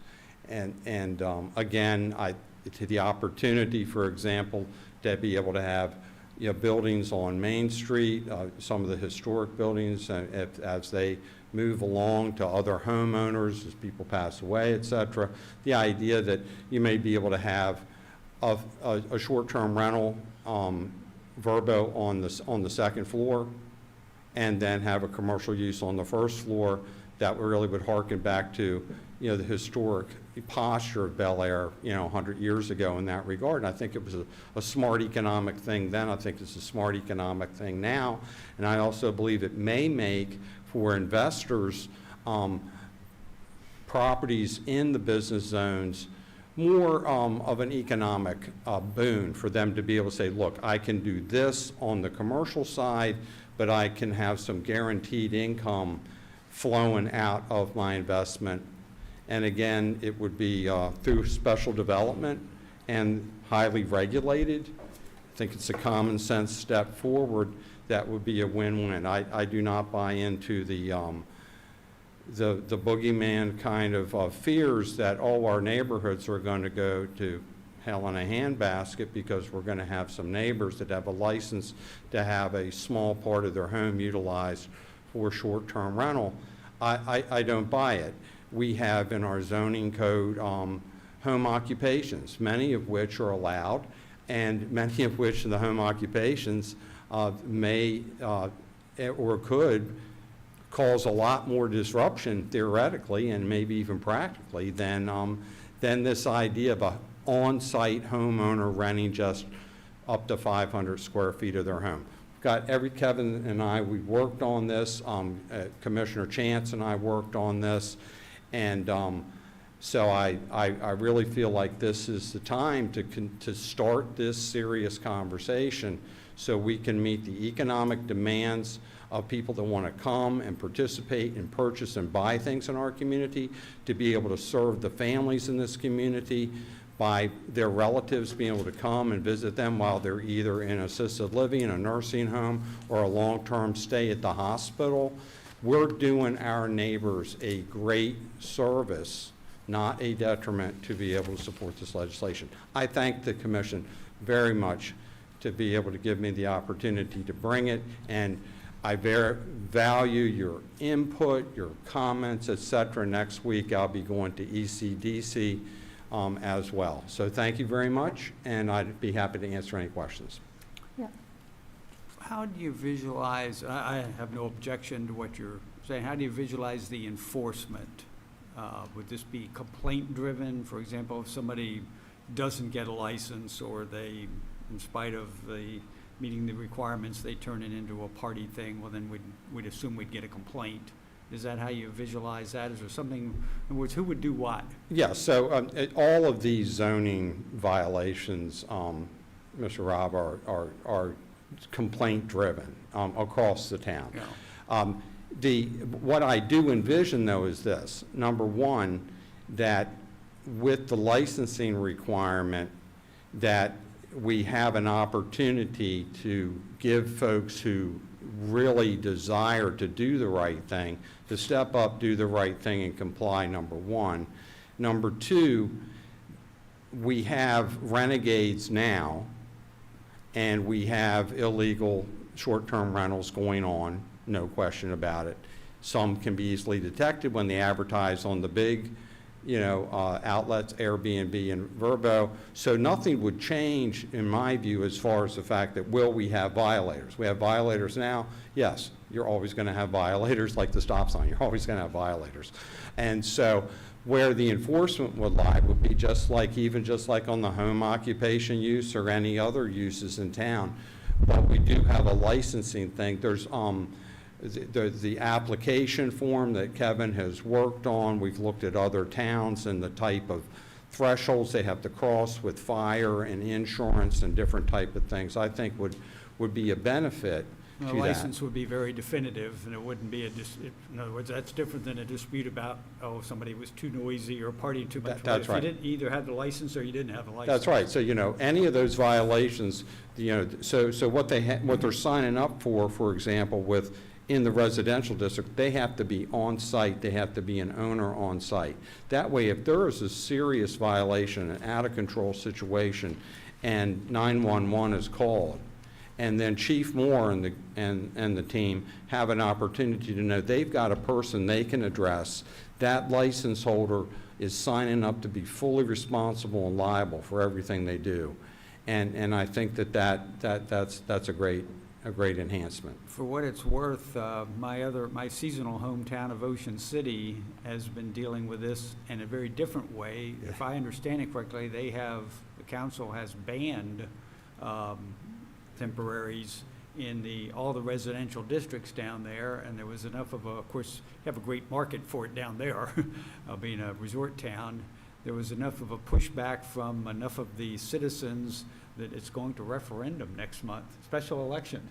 Yeah, I had the same experience. I go down to Ocean City frequently on the weekends, and just in the Gold Coast Mall, people were signing up the referendum, and it was the opposite experience of Bel Air there. They were signing up for the referendum to protect the right to be able to have the supplemental income on the STRs, rather than trying to stop it.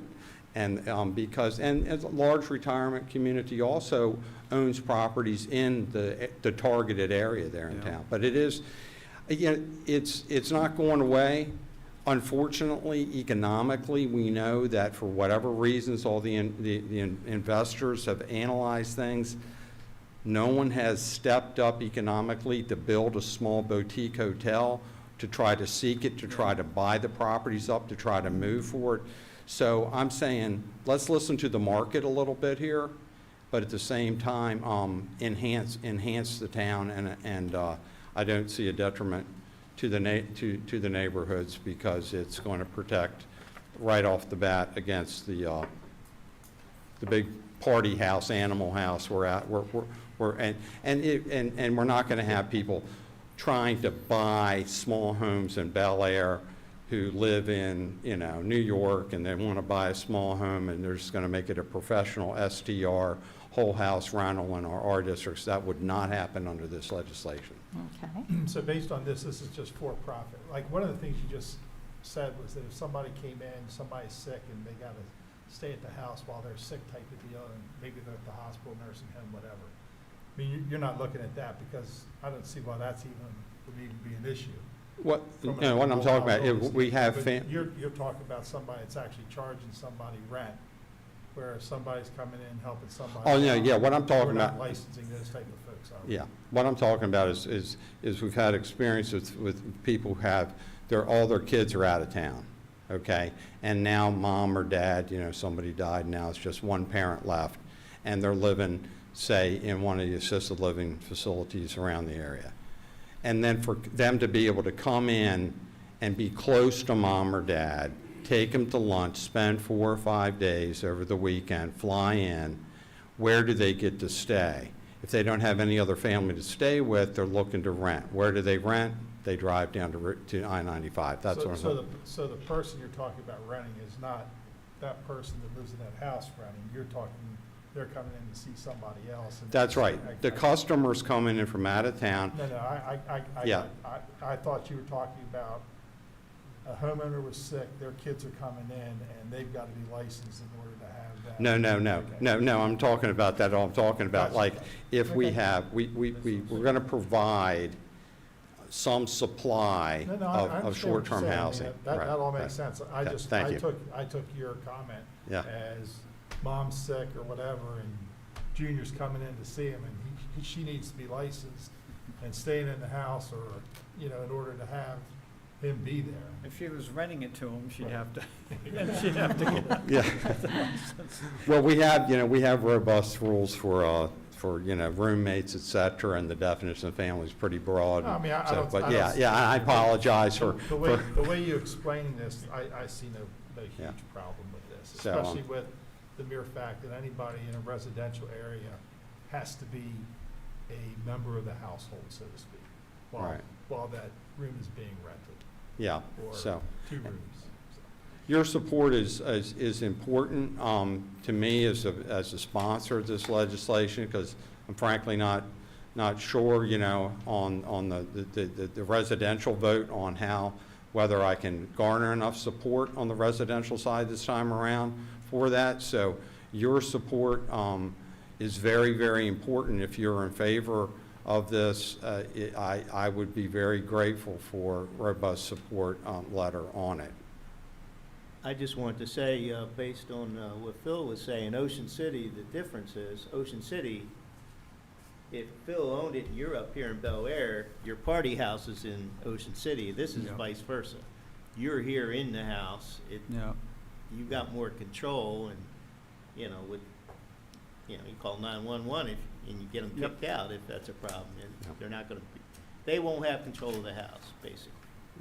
Right. Like you would in Ocean City. Yeah, so here, you know, we're requiring, you know, Mr. Hines, that the owner of the home to be on site, and so that in and of itself, in my experience with human nature, is people are going to live in the same house for a weekend with other people are going to be very opposed to troublemakers. You know, they're not going to want that. So that's any other questions? I'd be happy to. Question and a comment. I'm sorry, go ahead, Lois. Okay. The comment is that where we lived in the same home for 20 years, and around us I am aware of 2. And they work absolutely beautifully, and I think this is a wonderful ordinance to put forward. Does the ordinance need to have what would create the issue where, I mean, the guidelines where this would be, the license would be taken away? Does that need to be included? The town board would have to kind of approve the license structure and requirements so that the staff can implement it. So you would not have to, just knowing that a license is required is, as far All as, we you know, need. yeah, Okay, we still don't have the kind of a final version of that yet. very good. And No. we're strictly advisory in this, Yes. so. Yes.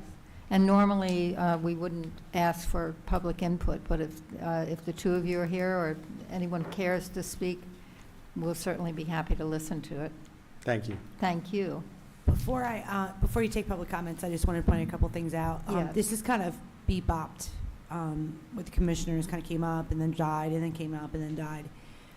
One of the things Kevin and I agree with is there's a legal concept here that's really important that the town has to kind of recognize.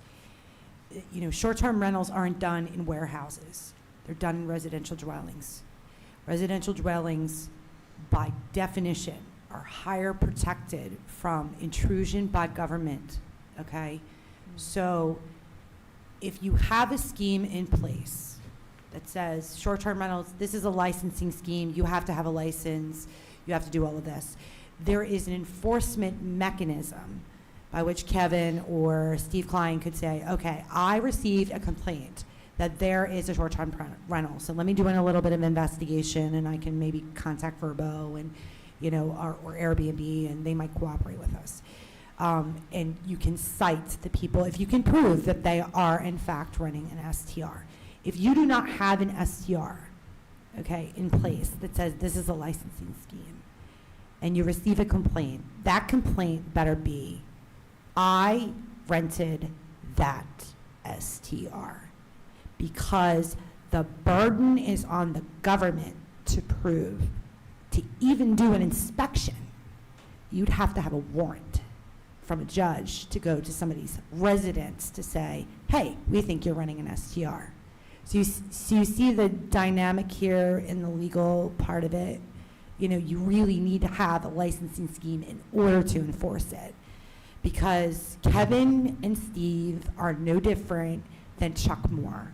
If Chuck wanted to do a search of your residence, or Kevin wanted to do a search of your residence, have to have a warrant. And they could shut the door in his face and be like, get out of here. But if you have this structure in place, you can do a little bit more digging and get some more information with the law in place. So I just kind of wanted to point that out to you as sort of like extra legalese nonsense. But it's true, like you really can't enforce something. Sometimes you just have to pass a law to regulate a certain conduct in order to be able to properly regulate it. So, because that was always my concern, is how are we going to do this with residences? You know, you're talking somebody's house, and that's protected. But So right now, we couldn't do anything, right? 'Cause we don't right have now, an you ordinance. can't do anything. That's why this is, We received 2 reports of STRs. I'm not going to name who said it, where it was, or anything. And Kevin said, well, this is what they said. And I'm like, how does that justify, you know, us taking illegal action because a strange van was in a driveway? So what? It could be an AC guy. Or I saw this guy looking for an Amazon package. So what? He could be a visitor. He could be a family member. It doesn't give you the right to just start intruding on residences. Does that make sense? Yes. So I just thought I'd put that out there. Thank you. You're welcome. Good. Okay. Looks like Bill Kelly wants to speak. you better look out, Thank you Bill. again. Thank you. I think your better half is ready to go home. Don't be too long. I got the key to the house, so she's got to wait. I waited to this late hour because I'm so glad I heard Mr. Rutledge speak, because this makes all the common sense to me in the world of what these words, this short-term rental performance standards have said or are saying, and I hope that you find a way to get it passed. I know the town of Bel Air has been in business for 250 years or something like that, and they have enough expertise to develop regulations to wrap around something like this so that, you know, all these bad things that you said possibly could happen won't happen. You know, we have all the structure, the town structure, to be able to deal with that. And we, as Lois has said, we have lived and do live near 2 residences who have rented short-term, have provided short-term rentals. And one especially, because one's just down the street, for 15 years. We didn't even know they were doing it. You don't see it. And if there's somebody that's going to be particularly violating, and there will be some, then they're going to be, the authorities will be made note of that by the neighbors and people who live in that neighborhood. I guarantee you that's going to happen. But it's not going to be prolific, I don't think. Years ago, I think it was Marriott that they came in and actually did a market study for Bel Air. Now, Bel Air has changed a lot since then. And it wasn't feasible to put up a small hotel or motel, whatever it was back then. Maybe that's something for the town to reconsider. I don't know. You probably already have that. Keep trying. You keep trying. In the meantime, these folks come into town for particular reasons, a wedding or a funeral or a dozen other things. And they have to go to I-95 in Edgewood or I-95 again in Aberdeen. Well, there's all kinds of places on I-95 now that I think about it, rather than being right in their own little town where they could add to the economy a little bit. So anyway, that's enough. It's late. You guys have kept me up all night. I need to get home and get some sleep. I need my little bourbon before I go to sleep. Thanks to everybody. Okay. I move that the. Oh, wait a minute, one Oh, more. I'm sorry. One more. I waited all this time. Yeah, absolutely. I'm Tom Payne. I live at 531 Cressy Road in Bel Air.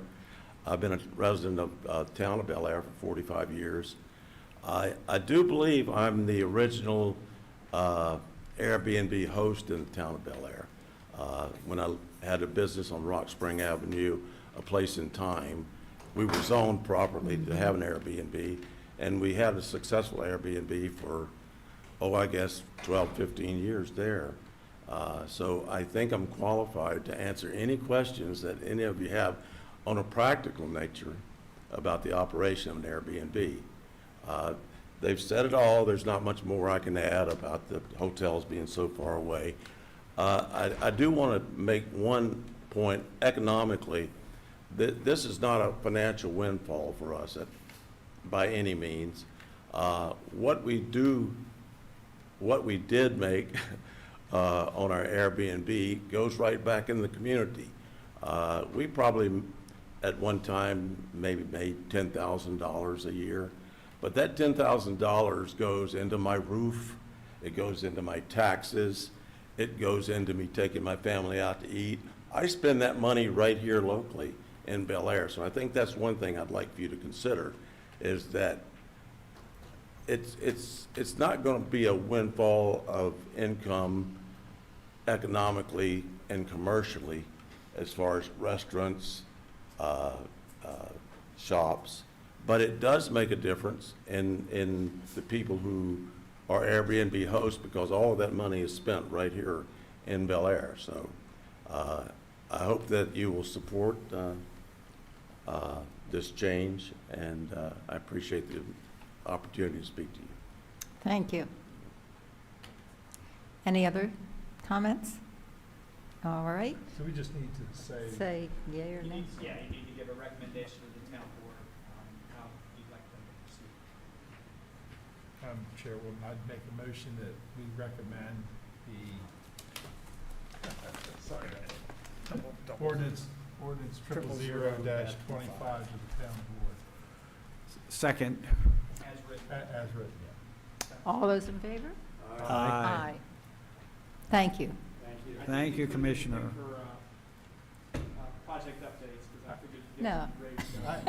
I hate to prolong this, but I have one observation.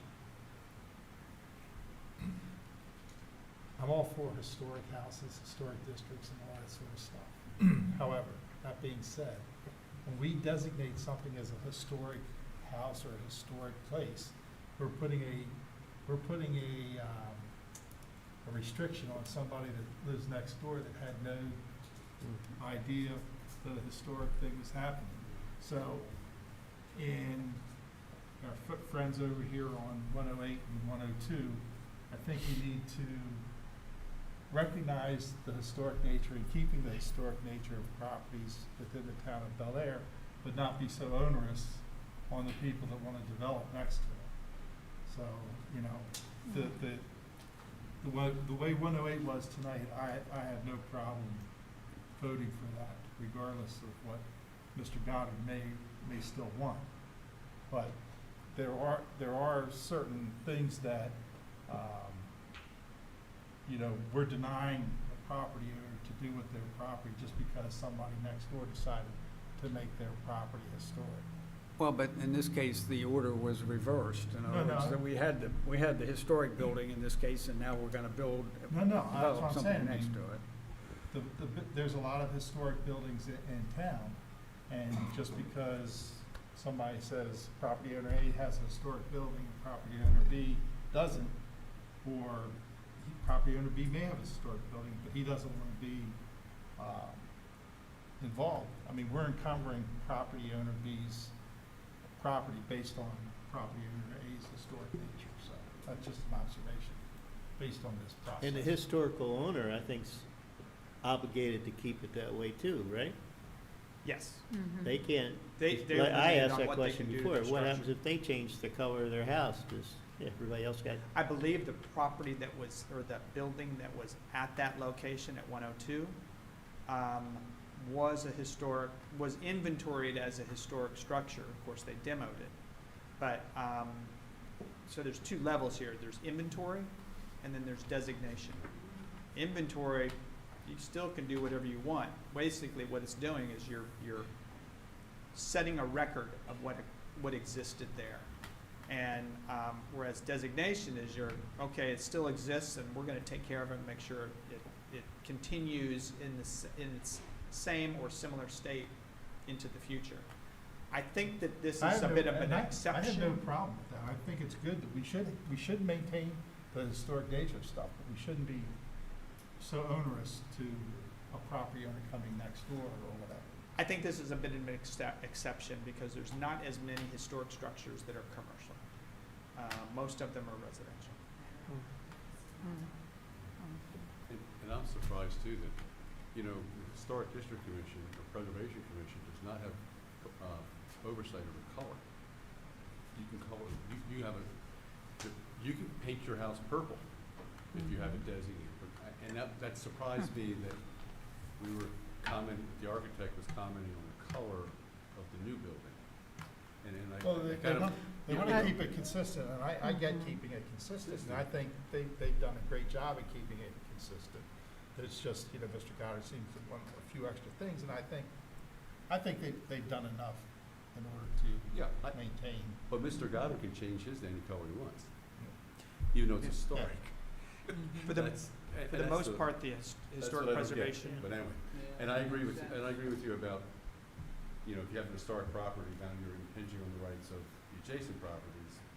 Maybe, I don't know. Yeah, We need to the temper that. regulation for historic structures goes to the word alteration, and that can be applied in many different ways. We did apply it to the old Aegis building, which now is occupied by, not Spark, no. I'm talking about the previous Aegis. Yeah, the one that was, what is it called? Das Beer Hall. And the mural that was put on the side of that, we considered an alteration, and they went after the owner. But anyway. Okay, I'm done. All right. Motion for adjournment. Aye.